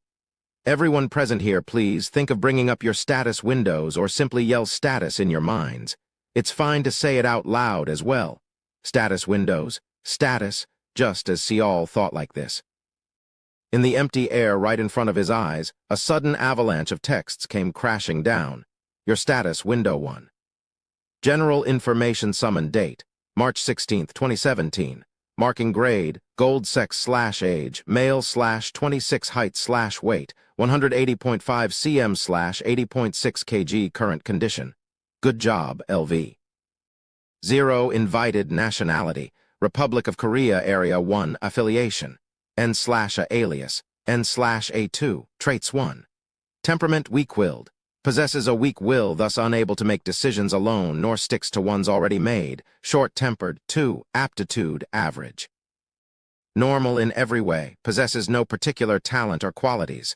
3. Physical level strength, low endurance, extreme low agility, intermediate low stamina, low magic, high intermediate luck, low intermediate remaining ability points, 0-4. Abilities, 1. Innate abilities, 2. Future vision, grade unknown. Grade unknown, 2. Job-related abilities, 0-3. Other abilities, 0-5. Level of cognition will be available after the conclusion of the tutorial event. Oh, what the hell is this? People began gasping in surprise everywhere. Sial was no exception. Although he had seen this tens and hundreds of times before in his dream, now that he was experiencing it personally, it really felt quite a lot different. What's this innate ability thing? Hey, Hyungsik, what does yours say? Excuse me. Do you perhaps possess an innate ability? The person who answered Kang Seok wasn't Hyungsik, but the guide Han. Kang Seok didn't expect his words to be overheard from so far, so he got flustered while he shook his head in denial. No, I don't have one. I was just curious. Oh. Well, it's only normal for you to not have an innate ability. That's how it is with most humans. You don't have to mind that section of your status window. Han smiled brightly as he spoke. Well then, let's stop being surprised, shall we? This time, please reveal the grades of your markings. Just like before, just think about it or speak it out loud, and it will be done. Don't worry, I won't be able to see anything besides what's been revealed. The assembly hall got a bit noisy. However, Sial was still intensely staring at his status window. The guide definitely said it was normal to not have any innate abilities. However, the window in front of Sial's eyes showed that he had them. 2, as a matter of fact, future vision, and what's with the question marks? He suspected that it was somehow related to his ability to see green colors, but what was up with the question marks? Let's see. Since we don't have a lot of time remaining, I shall just directly move to the next step in the procedure. Miss Yi Siala, Mr. Yi Sungjin, Mr. Yi Hyungsik, Mr. Jeong Minwoo, and Mr. Hyun Sangmin. You all have the bronze markings, yes? Oh, indeed you do. 5 people out of the left side's 8 nodded their heads before staring at the guide with somewhat befuddled eyes. The guide asked and answered his own question, then he threw 5 invitation letters in the air. Suddenly, the letters shone brightly before transforming into 5 bronze-colored bags that fell down to the ground. It was all just like a fancy magic trick. The bronze markings will only receive 1 random box as per the regular bonus item rules. You could also have asked for the bonus of bringing along a helper, but I see that none of you have done so, regrettably. The blonde maid picked the 5 bronze-colored bags and handed them over to their respective owners. Meanwhile, the guide unfolded 2 more invitation letters. While reading the contents, he carried on. We advise you to immediately activate your bonus items right away. The tutorial will begin soon, so it'd be a pity if you died without using them. Oh, the guide's eyes always maintained a level of disinterest, but a small glint of surprise flickered in them now. Ho, we have 2 silver markings. I'm genuinely looking forward to guiding all of you. Mr. Kang Siok, Miss Yun Seora? Yes, Kang Siok shouted out energetically. The hoodie-wearing girl, Yun Seora, simply nodded her head once. For the silver markings, 2 regular random boxes and special bonus items unique to the invited will be provided. Mr. Kang Siok won't receive the special bonus item, but there is one for Miss Yun Seora. This time, too, the invitation letters became bags as they fell down to the floor. If there was one thing different, then the bags were silver-colored rather than bronze. The blonde maid moved busily.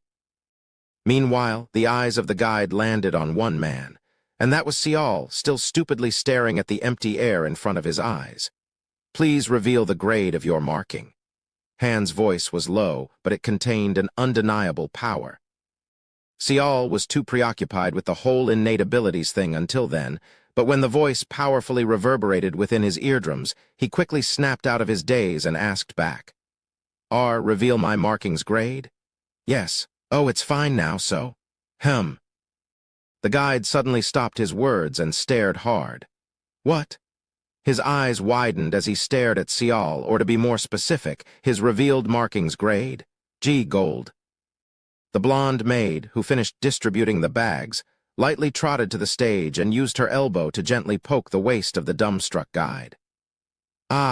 Finally regaining his senses, Han lightly coughed and cleared his throat while lowering his gaze. The remaining piece of paper in his hand, he became overtly cautious as he slowly unfolded the invitation letter. He read the contents from top to bottom without leaving anything out. Then he breathed out a long sigh. We have a very important guest this time. His voice was quiet. But still the noisy clamor came to a dead stop, and dozens of eyes focused on one person. Sial could actively feel his cheeks reddening right about now. I'd like to apologize.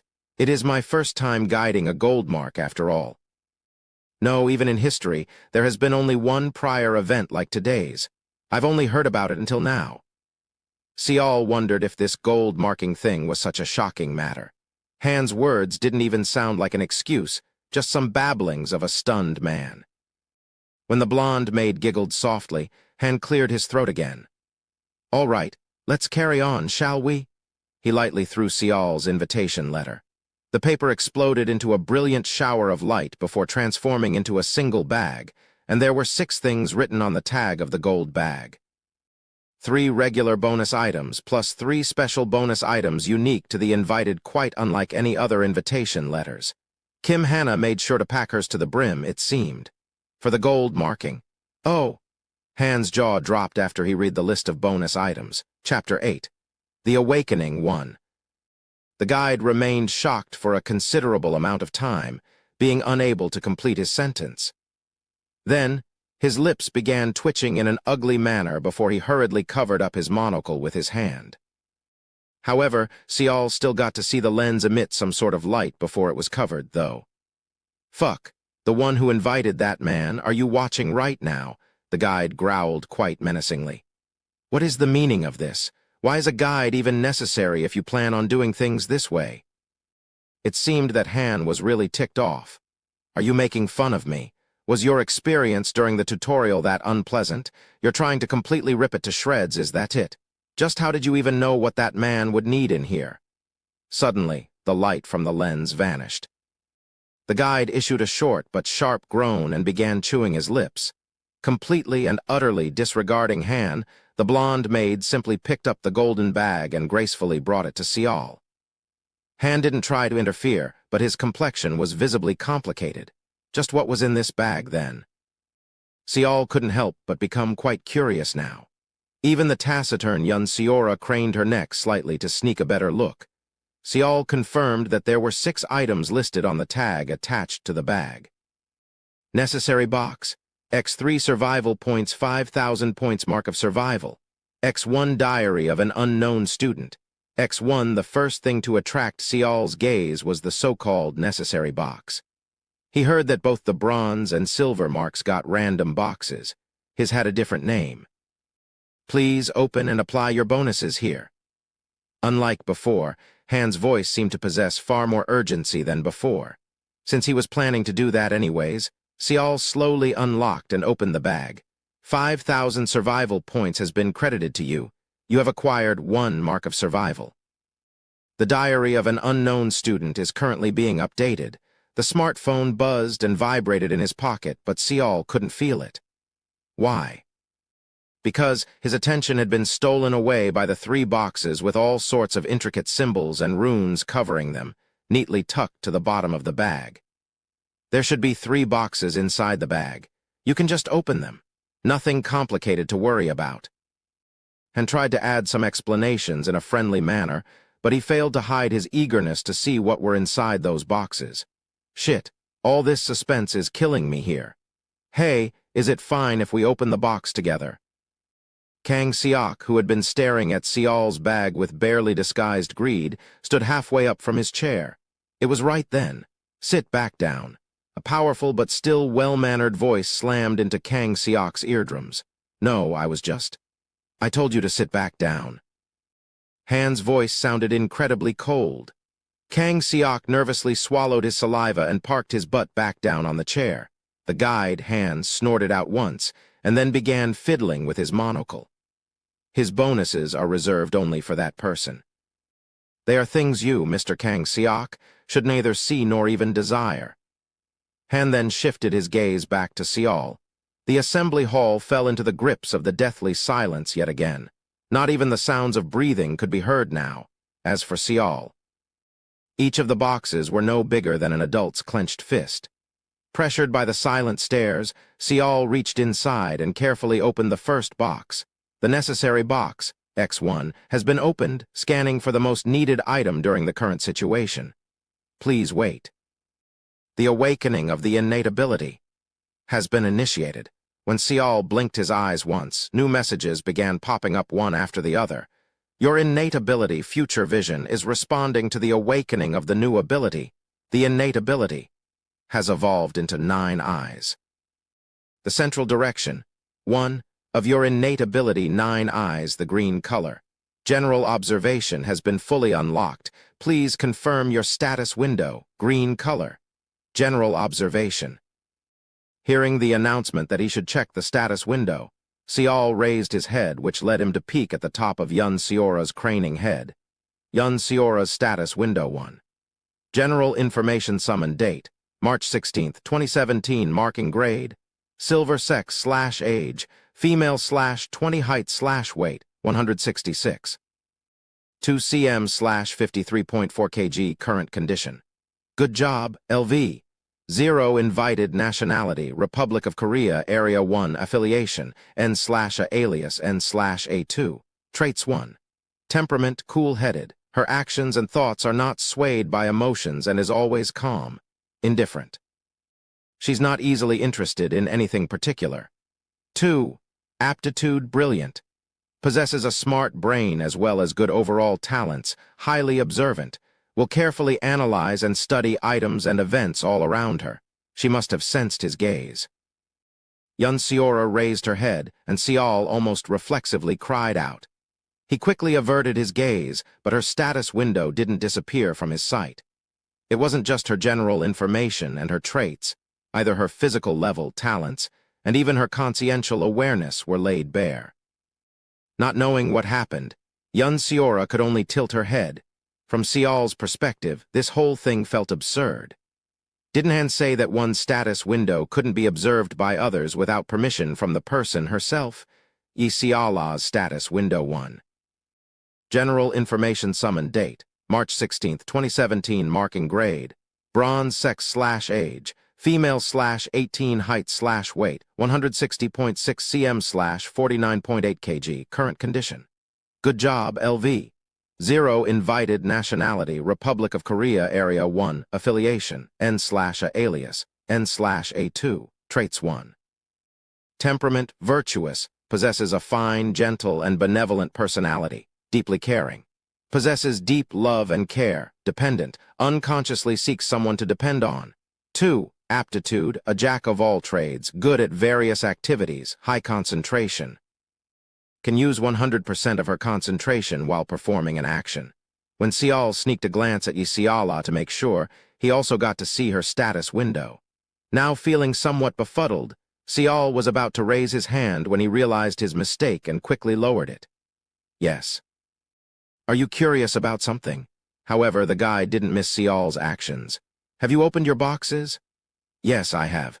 Seol's throat suddenly dried up. He couldn't be sure why, but he thought that not saying anything right now was for the best, so he decided to change the topic slightly. I just received a message to confirm my status window, so... Oh, I see. Your status windows is it. Han's anxious expression seemed to brighten up in an instant. So what was updated? Your traits? Or perhaps abilities? When Seol wordlessly stared at Han, the guide awkwardly laughed. Seeing that reaction, it wasn't all that difficult for Han to figure it out. Oh my. Please excuse my thoughtless behavior. You do not have to worry. As long as you don't permit it, not only me, but no one else alive in this world can take a peek at your status window. The guide was inwardly breathing a sigh of relief while saying this. A necessary box usually gave out something outrageous to those who were privileged enough to open them. One's traits, abilities, and even physical prowess were fair game. If Seol's status window had only been updated, Han could accept it. Of course, that was only possible because Han had no idea just what kind of ability Seol had awakened. When the probing eyes of the guide had left him, Seol hurriedly opened the remaining boxes, both of them at the same time. Your innate ability, 9 Eyes, is evolving further.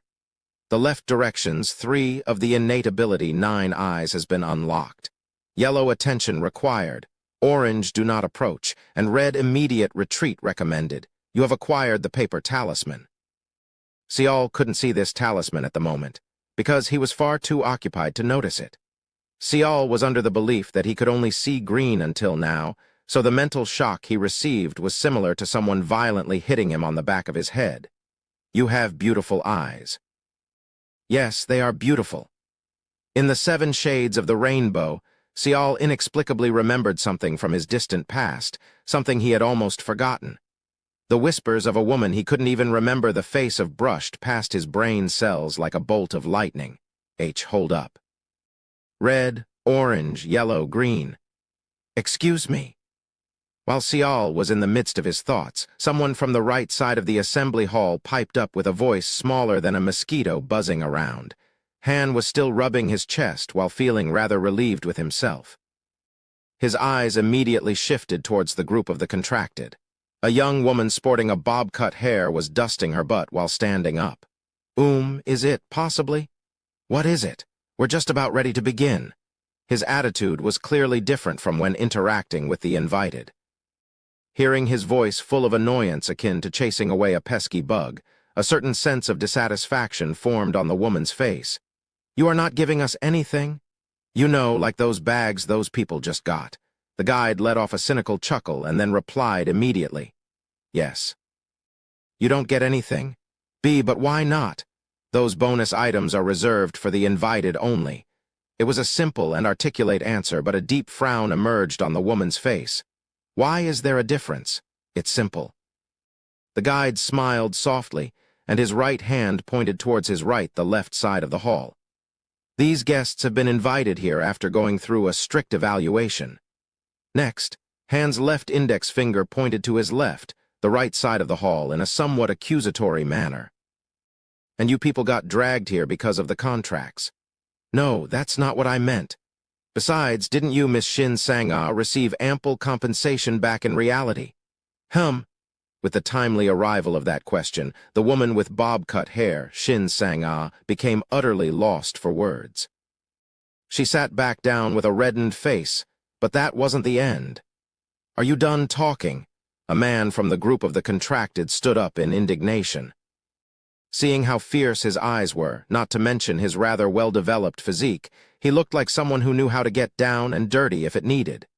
"And what else do you want?" Finally, a look of irritation formed on Han's face. "Ah. Can't you provide a proper explanation on what this contract bullshit is?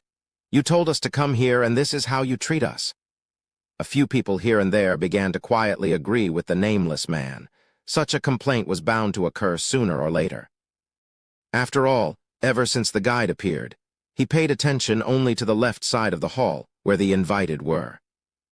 They were already feeling unsure and anxious, and after being treated like a bunch of invisible fish out of water, it was not very strange to see them spit out their dissatisfaction in the open. Unfortunately for them, this wasn't the place to voice their problems, neither was Han the correct person to complain to. "You know what? Stop wasting time and get us some chairs, too. My legs are aching from all that standing around." "That's right. Now that I see, you look like still a young man, so how can you even think that it's good to discriminate people like this?" When more and more voices began chiming in, some amount of confidence and energy began filling up the expression of the nameless man. He glared at the guide, waiting for a response. As for Han, he was simply smirking back at them. "Sometimes we get people like you, those who don't know their place, those who only know how to bark and nothing else." "What did you say?" "Well, I do understand you. I don't know which deplorable bastard reeled you in, but you must have jumped in first without even waiting to listen to an explanation after being blinded by money and the promised reward." The nameless man flinched. "Whatever the case may be, you have already signed the contract, haven't you? As long as you are here, you don't have a choice but to follow my guidance. If you want to complain, then you should meet up with the person you signed the contract with later on and do so." "So what you're saying is I should sit here quietly?" "Exactly. We don't deserve to know, so we better shut up and do as told?" "Correct. Excellent analysis." "Ha, what should I do then? Because I don't feel like doing that." "Well, if you feel that way." Seeing the nameless man's rebellious attitude, Han simply pointed at the lone exit of the assembly hall with his index finger. "You can simply leave. You stinking son of a bitch. You think I won't leave?" The nameless man venomously shot back and turned to address the group, shouting out loudly at them. "He's telling us to leave, so let's leave then. Tell them to do whatever the hell they want and let's go." Hearing this, 3 or 4 stood up hesitatingly. Ultimately, though, the number of those preparing to move was small. "What are you all doing?" "I'm saying we should leave now." Even after the nameless man urged the crowd, no one else budged, and when the majority didn't move, even those who did stand up began sitting back down. Sure, there was the awkward atmosphere to consider, but also, it wasn't as if every contracted here didn't receive an explanation or two before coming here. "Ha, screw this. What a bunch of dumb cowards." The nameless man muttered a few choice words and then angrily stomped his way towards the exit. The blonde maid with her quick wits was already there. She carefully creaked the door open. The man turned around, spat on the floor of the assembly hall, and made his exit. "Is there anyone else who wishes to leave?" the guide asked, but no one else made a move. The maid silently closed the door and locked it, and didn't say anything else. He simply stared at the door with an expression of someone finding it all rather amusing. As this strange silence continued, the crowd alternated their gazes between the exit and the guide for a while. And so, a minute went by like that, and just as the second minute was about to tick by, they all could hear the hurried and scared running steps approaching the door. Then the door handle was desperately yanked from the outside. "Open the door! Open the door!" Then there was heavy pounding on the door. "Why, you fucking sons of bitches! Open, please, please!" The noises from the outside suddenly cut off both the screams of that nameless man and the pounding on the door. "Well, I knew that would happen. All right, in any case, let's all get started. The time's already this late and all." The guide smiled brightly and tapped an icon on his smartphone. "You have received a new message from the guide. The tutorial's first mission, escape from the assembly hall, will now commence. The diary of an unknown student has been updated. I pray for an enjoyable school life for all of you." Han placed his right hand across his chest and politely bowed. Then, "Everyone, I wish you all a good fortune." He vanished into the thin air, just like when he made his first appearance. Not just him, but the blonde maid as well. Now left seemingly abandoned, people began standing up in haste, one by one. Just as someone was about to shout out, "Quang!" An impact noise on a different scale from the previous pounding rocked the exit door, instantly silencing the uproar before it could even start. One of the door's hinges couldn't endure the impact and broke off from the wall, hitting the ground with a sharp metallic clang. The door had been securely locked up, yet it was forced open just a crack before it was closed shut again. The silence that settled within this confusion was deafening. None of them knew what to do next. Only the instinctive reaction of the mouths silently bobbing up and down continued. Of course, Sial didn't remain still as this chaos unfolded. He picked up the empty golden bag, slung it over his shoulder, and got up from his chair. All the meanwhile, he didn't forget to keep his eyes on the door, because the door was no longer shining in green but in the color of orange. Chapter 9. The Awakening 2. Sender, the Guide 1. Escape from the assembly hall and arrive at the second-floor waiting area of the main school building before the time runs out. 2. Remaining time, 03:59:38 Quang. The door seemed to almost break as the fierce pounding continued, and it issued a harsh metallic protest. No, it was better to describe that the door would break, very soon. Quang, quang. Even seeing with naked eyes, it was difficult to believe that it was really happening. The thick metal door was struck only twice, yet it caved in as if it was made up of paper. Several thick metal hinges were hanging dangerously loose, ready to fall at the slightest impact. We need to block that? Rather than shouting, it was more like everyone fell into a frenzy. The movements of humans when their lives were under threat were remarkably swift. Isiala, picking up her chair and running towards the door, signaled the beginning. Dozens of bodies all rushed to the door. Someone brought along unoccupied chairs. Someone climbed up the stage to see if there was anything useful up there, while the rest simply used their bodies to push against the door. K-Cuke. The noisy, consecutive pounding on the door seemed to contain a certain amount of anger, and the resulting impact force managed to knock 5 guys away as if they weighed nothing. Move out of the way. Just in time, a group had brought down the pulpit from the stage and jammed it against the door. Although that alone wouldn't be enough to completely block the door, it was still better than nothing. Chairs got piled up alongside the pulpit in the blink of an eye. On top of that, 20-odd men propped the door up with everything they had. Soon, the door no longer looked like it'd break down. And, after a man placed a chair below the door handle like an improvised doorstop, the crowd began sighing out in genuine relief. Ha! Isiala stopped propping the door with her back and squatted down on the floor as if she was feeling dizzy. Perhaps the sight of a young, frail girl fighting desperately looked pitiful to him, as a middle-aged man spoke to her while wiping the sweat off his brows. "You're very quick-witted for someone who is so young." He was speaking about her making the move first. People who acted after she had made hers nodded their heads in agreement.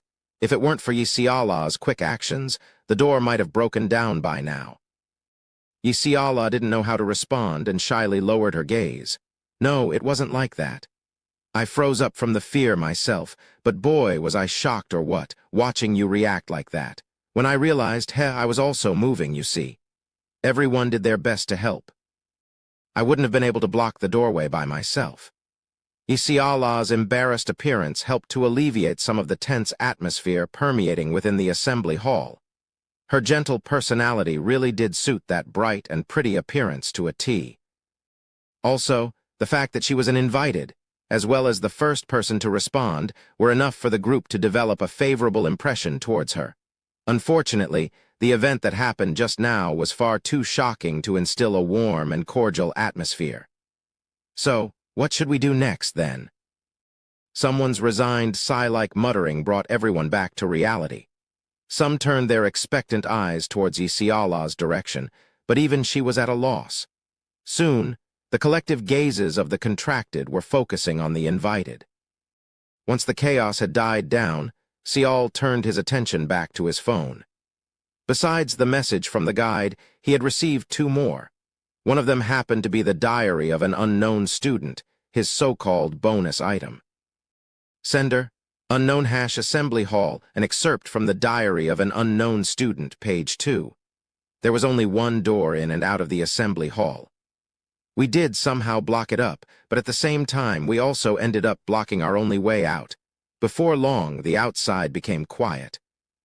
Sadly, my classmates were divided into two groups. One group wanted to wait and see for a while longer, while the other group wanted to go outside to take a look. By the time the infighting became heated, we forgot about the existence outside the walls. Soon, we all got to learn that that thing was not a simple monster or a zombie. Assembly Hall, an excerpt from the diary of an unknown student, page 3. It was a total pandemonium. No other words could describe it. The door we had desperately blocked became useless. During the chaos, I was able to somehow discover the hole. Sial was paying attention to the last line, but by the time he raised his head, the group of contracted had somehow inched closer to his general location, almost managing to surround him. Wowzers. It's just the beginning, yet they aren't messing around. Look at the goosebumps on my arms. Kang Seok was busy rubbing his arm, but he seemed to have more than enough leeway as he spoke those words. Now that the door is all blocked up, I wonder what should we do next. His words and attitude raised hopes in the hearts of the contracted that a quick solution to their problems would be found soon. However, let's go. Let's just poke around here and there, see what's what. Kang Seok only took his lackeys, Yi Hyung-sik and Jiang Minwoo, along with him, prompting those waiting for an answer to their prayers to be dumbstruck instead. The bespectacled middle-aged man wearing a worn-out business suit, the man who praised Isiala earlier, hurriedly stepped in front of them. Excuse me. Hey, Hyung-sik, check out the back of the stage, and Minwoo, you should. Excuse me, young man. What me? Kang Seok's reply arrived some breaths later. The middle-aged man couldn't be sure if he made a mistake or not, but he felt that Kang Seok did that deliberately. What are you all trying to do? Searching around the assembly hall. Around the assembly hall. Yeah, like those guys.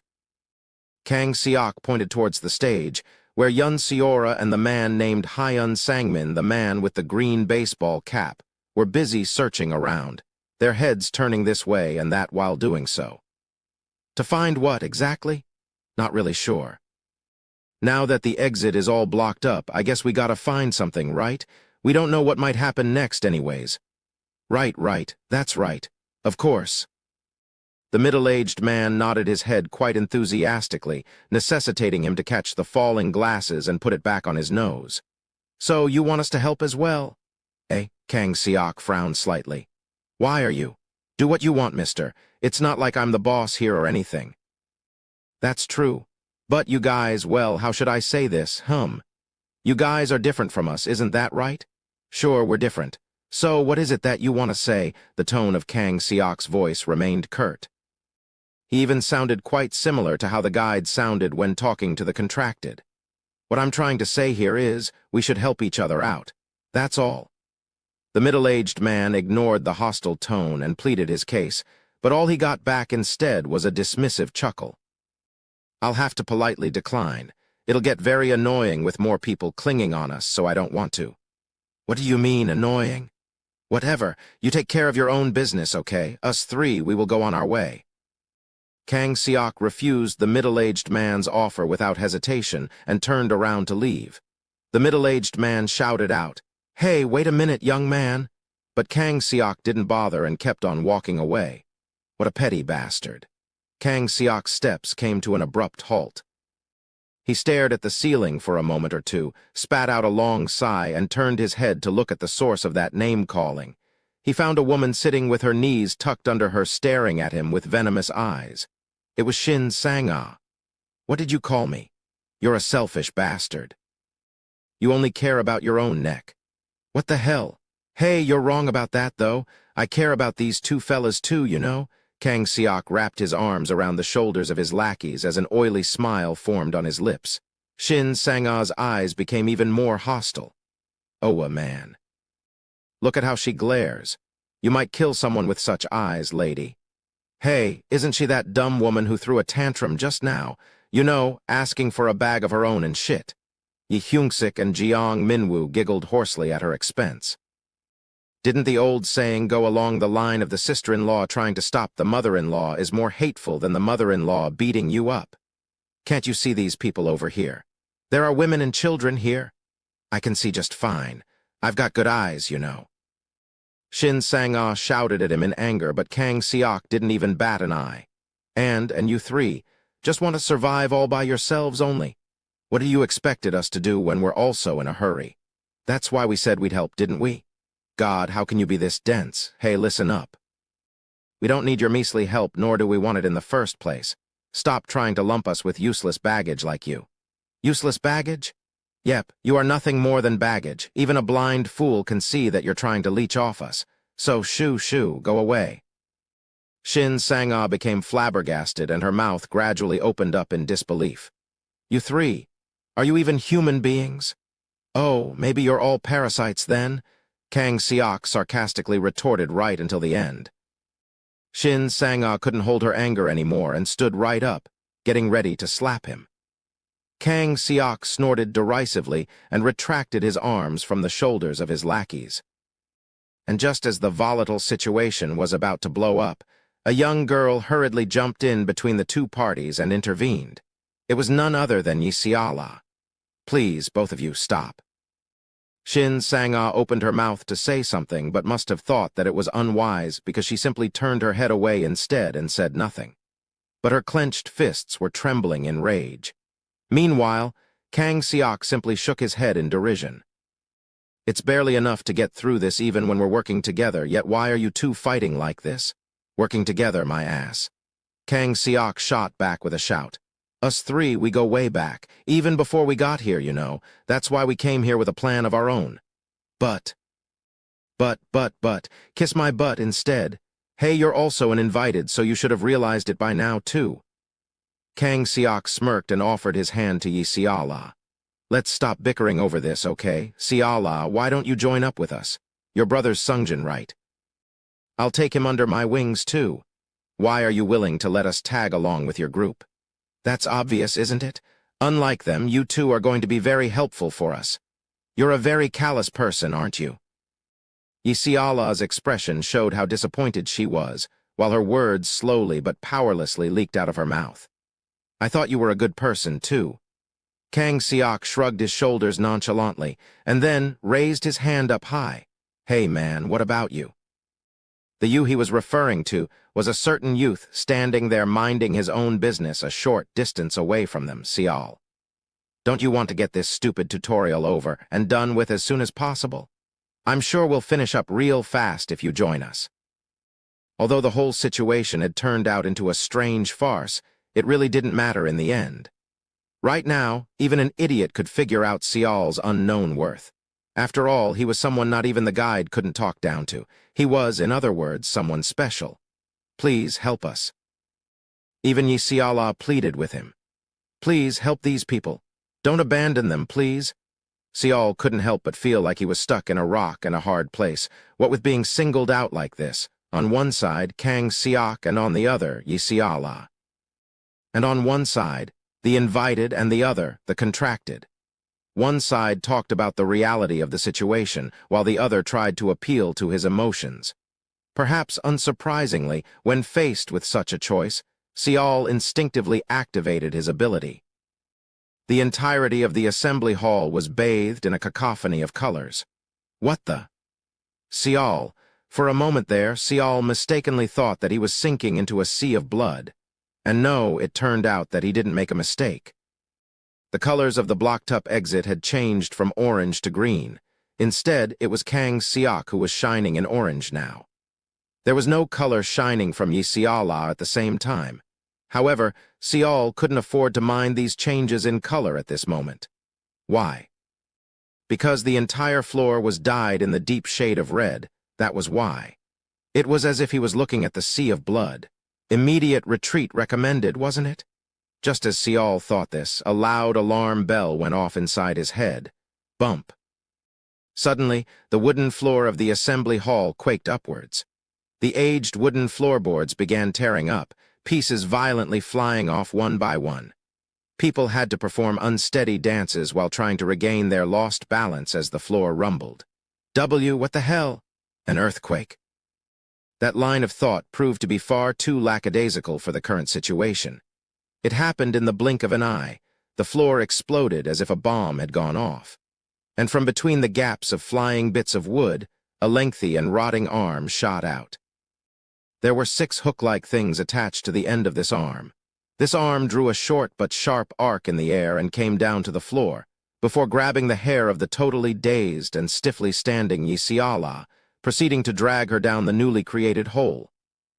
Kayak. Yisiala's head slammed into the floorboard with vengeance and bounced up, and like a golf ball rolling towards the flag hole, she got rapidly sucked into the gaping black hole on the wooden floor. Nuna. Yisungjin pounced on the upside-down pair of legs, kicking helplessly in the air. He yelp? That cry sobered up everyone right away, and the crowd rushed in to grab hold of Yisungjin, as he was also getting dragged into the hole as well. As the 10-odd pairs of hands tugged and pulled and yanked, shoes flew away, and then even loose socks came flying. Amongst the hectic chaos, somehow some people managed to grab Yisiala's flailing legs and ankles, and from there a desperate tug of war unfolded. Hold on. Don't let go. Pull up. I said, pull them up. The whole place descended into pure, unbridled chaos. Cries and shouts were roared out. No one dared to hold back as they struggled hard. Even with the combined strength of 10+ men, Yisiala couldn't be pulled out of the hole. They were being roughly rocked from side to side due to the sheer force pulling down from below, causing many to lose their grips and crash to the floor. Yuahaha. Hey, don't let go. It was then. Kayak, the scream was definitely from Yisiala, yet the horrifying screeching tone made it seemingly impossible for a human to issue such a sound. Splash. And from the hole, red liquid exploded upwards. It was like seeing a blender stuffed full of tomatoes switching on but with its lid not closed, and then crushed bits of flesh and juice were flying off to everywhere. The crimson blood rained down like a small fountain. Nuna. Her legs that were kicking and twisting until now suddenly went dead straight and still. All of her 10 toes curled up simultaneously, her thighs trembled, and then, just like a puppet with its strings cut, her knees folded. A certain sickening sensation of something being cut was transmitted to the hands of all trying to pull her back out. The pulling force from below was suddenly gone. Everyone fell back hard on their rear ends with loud thuds. Among them, a man was rubbing his aching butt. And while frowning, he took a look at his hands. He was still holding onto a slender ankle. Below that, a smooth, rather shapely leg. Even further below, a blue skirt soaked in blood. Beyond that, he couldn't see any other connecting body parts. All he could see was some remains of crushed intestines and bits of mangled flesh.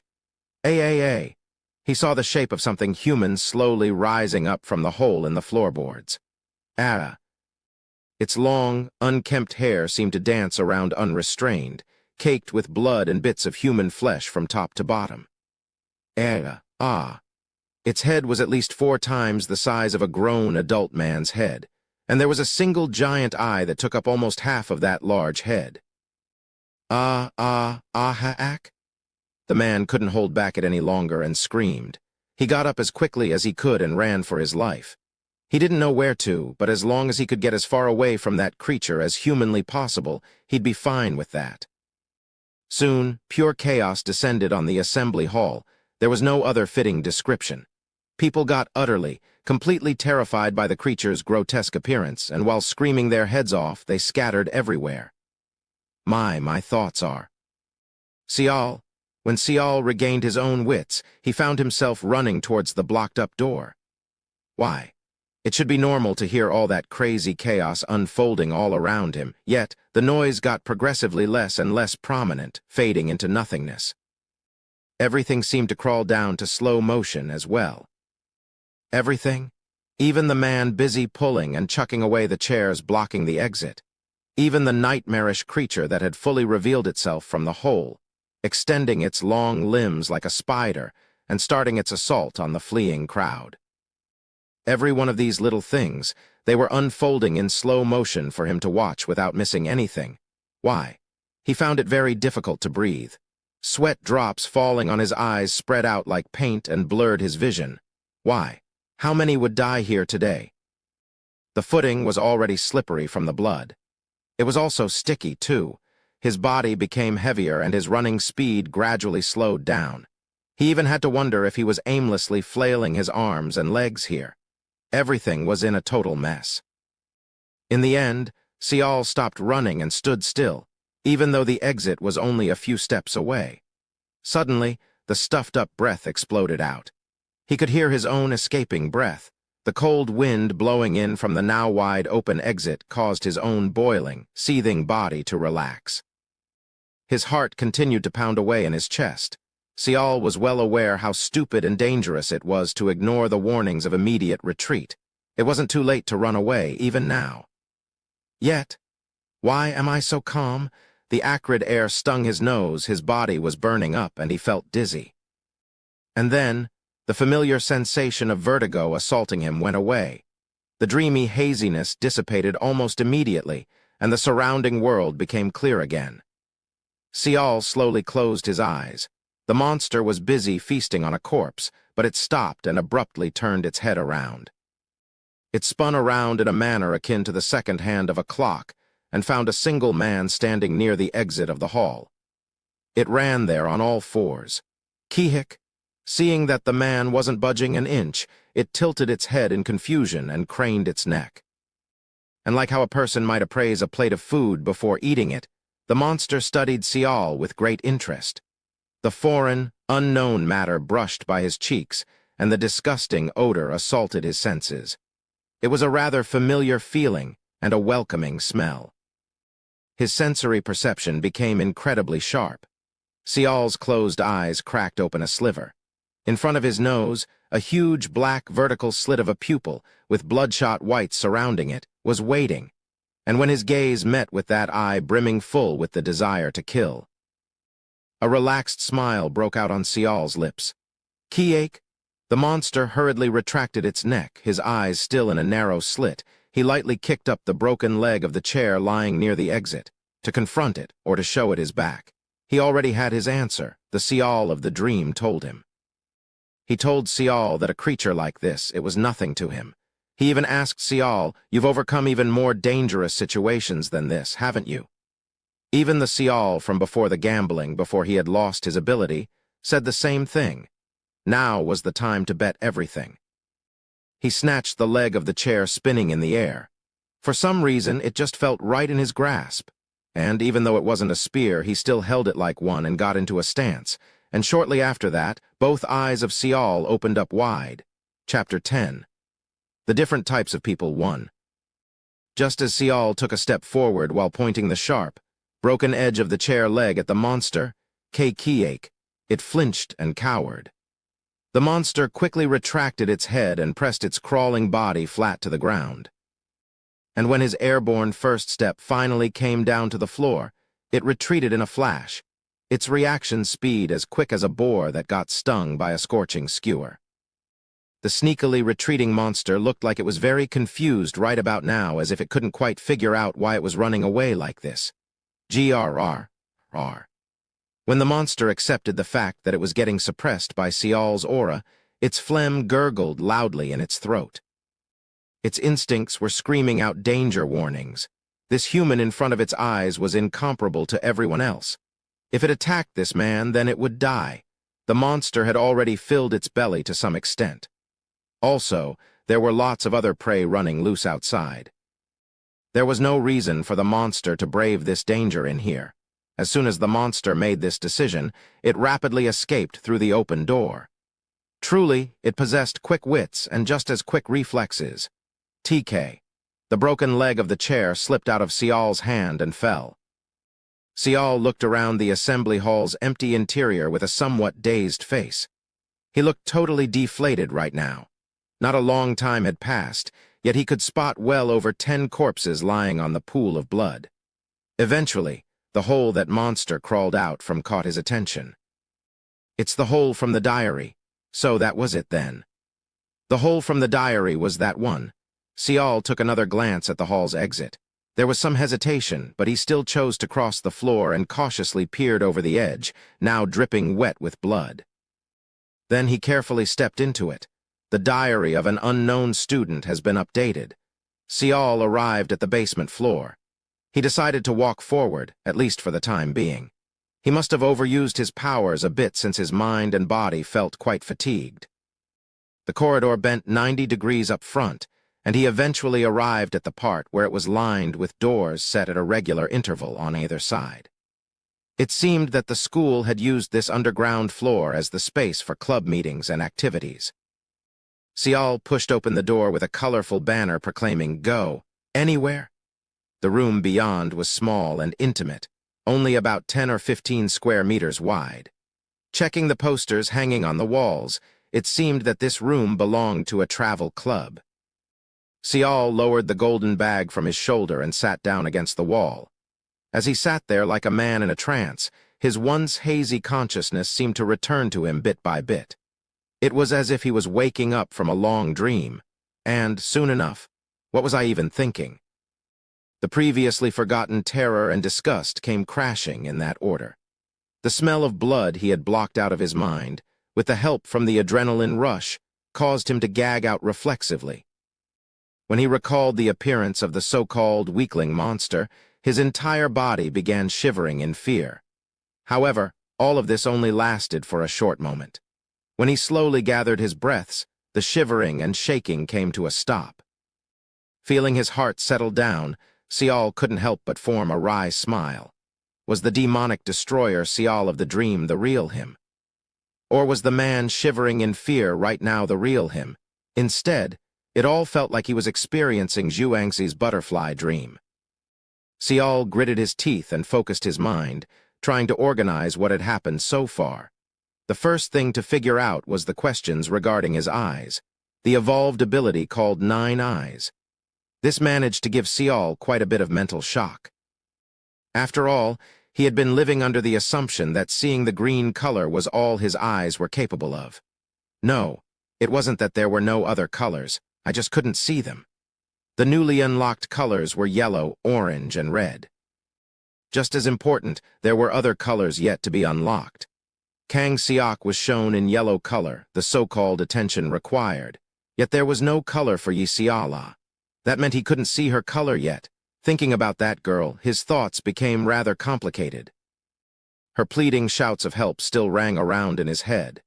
If he didn't take his time making up his mind, could that good-hearted girl still be alive by now? Mr. Kang Siak, Mr. Yi Hyung-sik, and Mr. Jiang Minwoo have arrived at the second-floor waiting area. They got there already. The sudden announcement helped clear out Sial's mind somewhat. Basement first floor, the club room, excerpt from the diary of an unknown student, page 5. I've somehow managed to hide in the basement, but tears keep pouring out of my eyes. I can't stop crying. I can't forget the screams of my friends dying right in front of me. What kind of a monster was that? And why? Oh God, please help me. I cried for so long. Eventually, my stomach grumbled in hunger. I knew this wasn't the right time nor the place, but still, I'm so hungry. Sial read the diary carefully before discovering that there was a file attached to it as well. He must have missed it before, as things had been quite hectic. When he clicked on the file and opened it, Sial's eyes widened in surprise. A map. The attached file was actually the blueprint-like map of the entire school grounds. When he clicked on the main building, that portion of the map expanded in size, and Sial could easily check out the building's interior layout. His gaze fell on a spot by the second floor. This particular room was in a rectangular shape, and there were 6 blue blinking icons located on or near the edges and lines demarcating the walls. However, he saw one of them change to red color before ceasing to blink altogether. Knock. Knock. Sial was trying to figure out what those blue blinking icons could mean when he heard the sounds of knocking on the door. Surprised, Sial turned around to look and found the door briefly being bathed in green hue before the color vanished completely. He's not in here either? Who's there? Sial's sharp voice stopped the noise on the outside from moving away. Phew, I finally found you. Hey man, can I come inside? Oh, right. I'm not trying to threaten you or anything, so please relax. If you don't feel comfortable with me joining you, just say so. I will leave you alone in peace. Come in. The door slowly creaked open. Thanks, I was actually worried that you'd tell me to scram or something. The man entering the clubroom while speaking in a jovial tone was one of the 8 invited, he who wore a green baseball cap over his slightly long hair. His softly tanned complexion was slightly covered by a pair of sunglasses.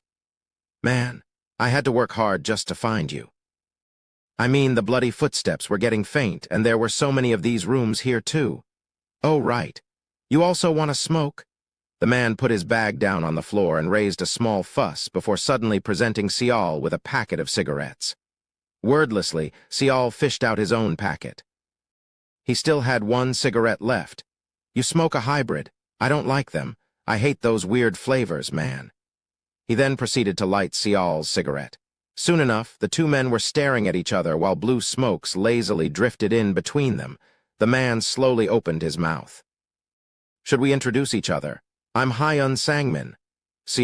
Sial, kind of a girly name, don't you think? Is it a single-syllable name? How did you find me? Sial changed the topic. Ainz Audioverse didn't seem to mind. He simply flicked the fingers holding the cigarette. I saw you at the assembly hall entering the hole in the floor. You remained in the hall too? No. I also ran for the exit, you see, but I came back. Huh, you were in there the whole time? Sial nodded his head silently. Seeing this reply, Ainz Audioverse simply scratched his head. He then quickly continued on with his explanations. At the critical juncture between life and death, the crowd was able to remove the pulpit and the piled-up chairs to yank open the exit door. The escaping people then scattered everywhere. Some headed off towards the front gate of the school, but the majority followed Kang Siak and ran to the front entrance of the main school building. However, they encountered a new problem. The entrance was locked. It wasn't like we didn't have any time on our hands, though. You see, that monster looked like it would chase us down right away, but for some reason it didn't. Ainz Audioverse took a look at Sial for a short while and then carried on. But no matter what we did, kicking, pushing, shoving, whatever the fuck we did, the door didn't budge. And we were getting all damn anxious and everything. And to make matters worse, the monster showed up too. I'm telling you, it was no damn joke back then. So, what happened? Dunno. I was trying to pick up a rock or something in the nearby flower garden to crack the windows open, but when I saw the monster, I took off, man. I took a long way around and came back to the assembly hall. Ainz Audioverse lowered his sunglasses and smirked slightly. Since it attacked there once already, I figured it wouldn't show up there again. And you happened to see me, and then decided to follow me. Yep, never in my wildest imaginations did I think you'd enter the hole. I was understandably hesitating on what to do. But when I got down there, you were long gone, so I've been looking for you until now. Why? What, you really don't know? Ainz Audioverse prattled on. Of course, Sial too could more or less figure out the reason. It's simple, really. I want to join you. That's why I searched for you. So, what do you think? You want to ride alone or with me in tow? If you are willing to let others tag along, well, how about me? But I'm telling you this right now, I'm not planning to leech off you or anything like that. When Sial remained silent, Ainz Audioverse became more anxious than before. All right, let me say this out loud. Me, I can endure unfairness, but I can definitely not stand losing out, man. Sial stared back, somewhat confused by this statement. Ainz Audioverse killed off his cigarette and sat up straight. Listen, man, what I'm proposing here isn't an equal partnership. No, it's more like a vertical relationship. A vertical relationship? That's right. You let me tag along, then I'm going to carry out your orders. And yeah, I'm willing to take on some amount of danger for you if you ask me to. Ainz Audioverse's proposal was simple and easy enough to understand. It's fine to use me. I'm a pretty useful guy, so believe me and utilize me. Sial could just about understand why this man was willing to go this far in this manner. It was all because of Sial's golden mark. There was also the possibility that Ainz Audioverse had figured something out back in the assembly hall too. However, Ainz Sangmin wasn't a selfless Good Samaritan. Obviously, he would want something in return. What do you want in return? Well, lots of things, but for now, surviving and making my way to paradise. That should suffice. Sial studied Ainz Sangmin for a while. If you're a lone wolf, I will respect that. I also don't want to force the issue. I told you this before, didn't I? You don't want me, then I'll quietly go away. He spoke up to hear and slowly offered his hand. Ainz Sangmin Status 1.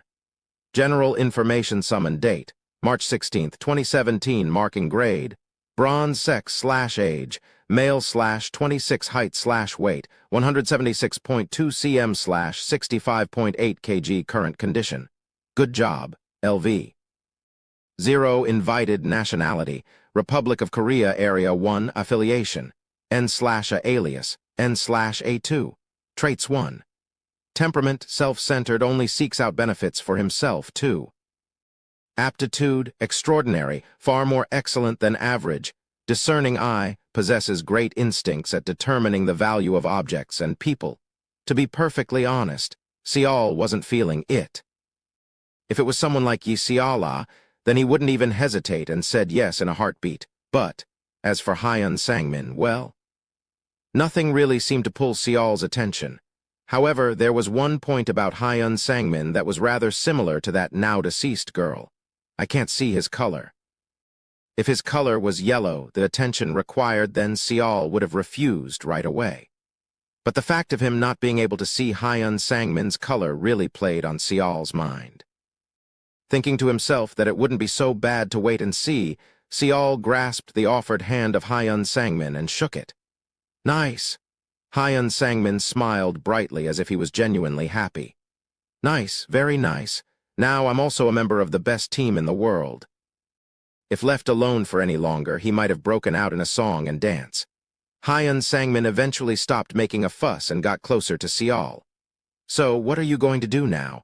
Mind telling me what your plans are? Sial fell into deep contemplation. Since he possessed a map, going to the second-floor waiting area would be a walk in the park if he decided to head there right away. Although that monster was still roaming around, as long as he used his ability, they would be able to avoid any danger. Out of the blue, Sial recalled Kim Hannah's words and nearly burst out in a fit of laughter. She was right. She indeed made it so much easier for him already, so he'd better survive this event or else. Sial grabbed his bag as he stood up. Ainz Sangmin stared at him without saying anything. For now, let's get out of here. The two of them left the club room and continued down on the long corridor. The door at the end of the corridor led to the underground parking lot. Of course, they couldn't spot a single parked car there. While they crossed the parking lot, Ainz Sangmin continued to yap on and on. He asked about what Sial got from his box. He got 500 survival points or something. He had no idea where to even spend that, so it must have been garbage, etc., etc. Meanwhile, Sial walked forward while checking the map every now and then. When Sial didn't even reply once, Ainz Sangmin became somewhat embarrassed and hurriedly cleared his throat. So, where are we going? Are you looking for a staircase? No. Aren't we supposed to go to the second floor? Sure we are. Sial shook his head while looking at his phone screen. However, there's no need for us to go there right away. How come? Isn't it better to get there as soon as possible? As soon as possible. Were we told anything regarding the order of arrival dictating things? That was a no. The message simply stated that they had to arrive at the destination before the time ran out, and they had over 3 hours and 30 minutes remaining. Seeing Ainz Sangmin continuously blink his eyes in confusion, Sial felt a need to explain himself a bit more. Think about it. How long do you think you will need to get to the second-floor waiting area from the assembly hall? Dunno. If you ran with everything you had, less than a minute, maybe. That's correct. This school's assembly hall is constructed pretty close to the main building. The objective of the mission was far, far too easy. Even a normal, unprepared person would be able to clear it. Don't you think that's a little strange? Even if you were delayed, the whole trip wouldn't have taken more than 5 minutes. Isn't it because the door was locked? A locked door could be broken into, and that would be it. And you heard that announcement before, right? Those three must have succeeded somehow. In other words, clearing this mission wouldn't take that long of a time. Then what about the monster? Even if you consider that variable, you wouldn't need more than 1 hour. 2 hours tops. 4 hours for a minute's worth of distance is just too much. Didn't the guide hand say something similar before, too? It's not like it's hard to get here. He did say that. Truthfully, 10 minutes were more than enough for Sial to find and arrive at the assembly hall. In the end, Sial only needed around 4 minutes to make his entrance, so it was as if he was given twice of the time he might need in order to accomplish his task. So, what Sial found odd was that the distance he needed to cover got shortened, yet the time limit grew by several folds. There must have been a reason for that, a reason for a 4-hour-long time limit. Ainz Sangmin wasn't a fool, either. As if he too had realized something, he stopped talking and began rubbing his chin. So what you're saying is, although the mission itself is simple and easy, we have been given way too much time. Is that right? Also, we've been told that this is just the first mission. Which means there will be a second mission, a third mission, so on and so forth. And also, the fact that they were told to gather on the second floor and not anywhere higher. While walking, Sial added more of his thoughts. In any case, the main point is, there isn't a real need to get there as soon as possible. It'll be fine for us to get there after procuring what we might need later on. There are multiple ways to get to the second floor as well. And how do you know that? Sial showed him the phone screen. Ainz Sangmin came closer to take a look and spat out a loud snort. What the? Isn't this a map? But I didn't receive one, though. I got it as my bonus. Okay, this is where we are going. Sial tapped on the screen, and the map of the basement floor expanded. This underground level is connected to the entire school premise. Below the assembly hall, there are the clubrooms. After we cross this parking lot, we will arrive at the main building's basement. Sial soon stopped his steps. He then proceeded to open wide a glass door, which led the two to see what lay beyond. Ainz Sangmin couldn't help but shout out in glee. They saw a long and straight corridor. To the left, there was a staircase going up, while on the right, 3 doors labeled library, convenience store, and stationery. Ainz Sangmin's entire attention was devoted to the convenience store. Only now could he fully understand the point Sial had been making, the one that was teasingly within his reach but eluded him until now. There were 3 things that a human couldn't do without if one wanted to continue living. 1, 3 minutes without air. 2, 3 days without water. And 3, 3 weeks without sustenance. In other words, Sial came here with the purpose of solving the most basic need for one's survival. Well, I guess he's not a gold mark for nothing, huh? Ainz Sangmin's gaping mouth didn't want to close. He couldn't hide his shock at all since he was only thinking of quickly getting to his destination ever since the details of the mission had been announced. I gotta stay with this guy. Doesn't matter what happens, I gotta, definitely. Kang Seok can't even lick this guy's boots for crying out loud. It wasn't as if Ainz Sangmin carried any ill feelings towards Kang Seok and his crew. But there was an undeniable difference between Sial and those guys who simply ran to the main building. Should he say that the thought process was on another level altogether? It was to the point where Ainz Sangmin had to question whether Sial was the same human being as the rest of them. I thought it would be a tuck shop, but it turns out it's a convenience store. The students of this school must have had it real good. Hold up. Sial was about to enter the convenience store when his shoulders were grabbed by the visibly excited Ainz Sangmin, who then proceeded to lightly pound on his chest like a proud gorilla. Good, great, freaking amazing. I get it now. Let me handle this from now on. You were planning to go upstairs after sweeping this place clean, right? Something like that. So, what if there's something inside? It's times like this you're supposed to use me. Declaring so, Ainz Sangmin sneaked inside the convenience store. However, most of the corridor's right side wall was made up of glass, so one could literally look inside the stores from the outside. Shortly thereafter, Ainz Sangmin raised his hand and sent an OK signal, as if he had finally ascertained that everything was perfectly in order.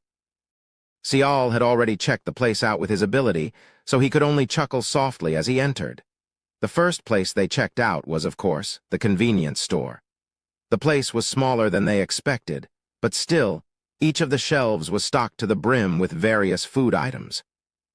"Kay, this is so good, man. So damn good." Ainz Sangmin popped open the lid of a can of cola and gulped it down. "Hey, let's hurry up. It'll get very awkward for us if we take too long and the monster shows up." "Roger that." Ainz Sangmin seemed to be genuinely enjoying himself while robbing this store. Seol, too, began stuffing his bag with things like canned foods, sealed instant gimbap, and others that were small but packed with energy, and while they were busy sweeping everything away. What's going on?" "What? What happened?" Seol realized that something was off when he was about to stuff the bag with a bottle of water. Although he was carefully arranging things as he shoved them inside the bag, there seemed to be a lot of space left over still. It was a similar story with the weight, too. Since he had stuffed the bag with lots of things, it should weigh a ton by now, yet all he could sense was only a slight increase in the overall weight. "I guess even our bags got discriminated, huh?" Ainz Sangmin was envious, seeing that his bag was already bursting at the seams. In the end, Seol even had to sweep the daily necessities away into the bag just to make it seem near full. After they ransacked the convenience store clean, they began going through the library and the stationery store separately. Unfortunately, the results weren't as encouraging. A map of the basement was discovered in the library, but they already had one, so it was of no use. It was the same story for the stationery shop.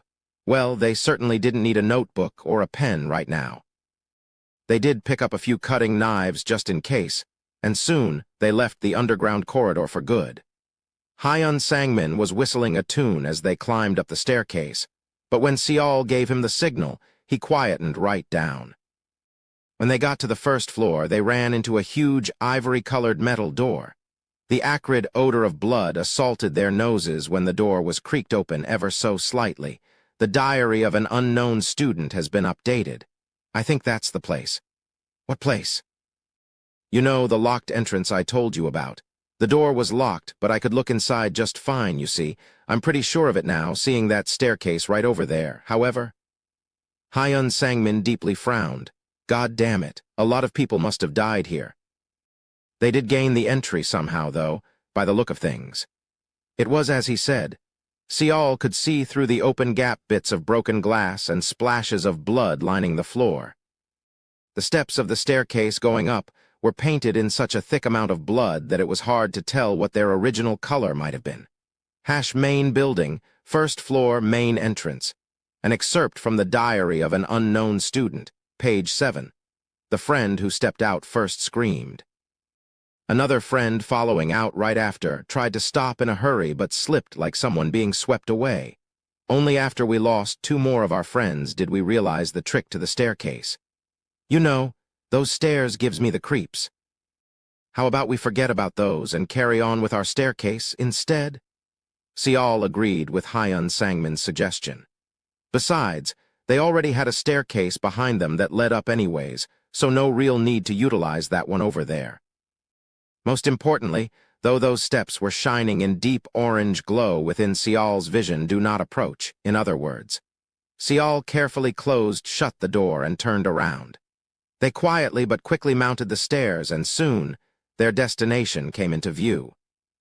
However, what greeted them by the entrance to the second floor wasn't another ivory-colored metal door. No, for some reason, several thick metal spikes stood there, blocking their progress. It shouldn't be like this. Seol checked the map one more time, but they were on the right path. This was the most direct route when considering the convenience store's location. "Do we need to press something?" Ainz Sangmin looked around but couldn't find anything resembling a button nearby. Seol stared at the metal spikes for a bit, before his brows furrowed slightly. They don't have any colors to them. If they were not in green color, then it meant they were not normal. Seol tilted his head a bit before reaching out with his hand, and at the exact moment his hand touched the metal spike.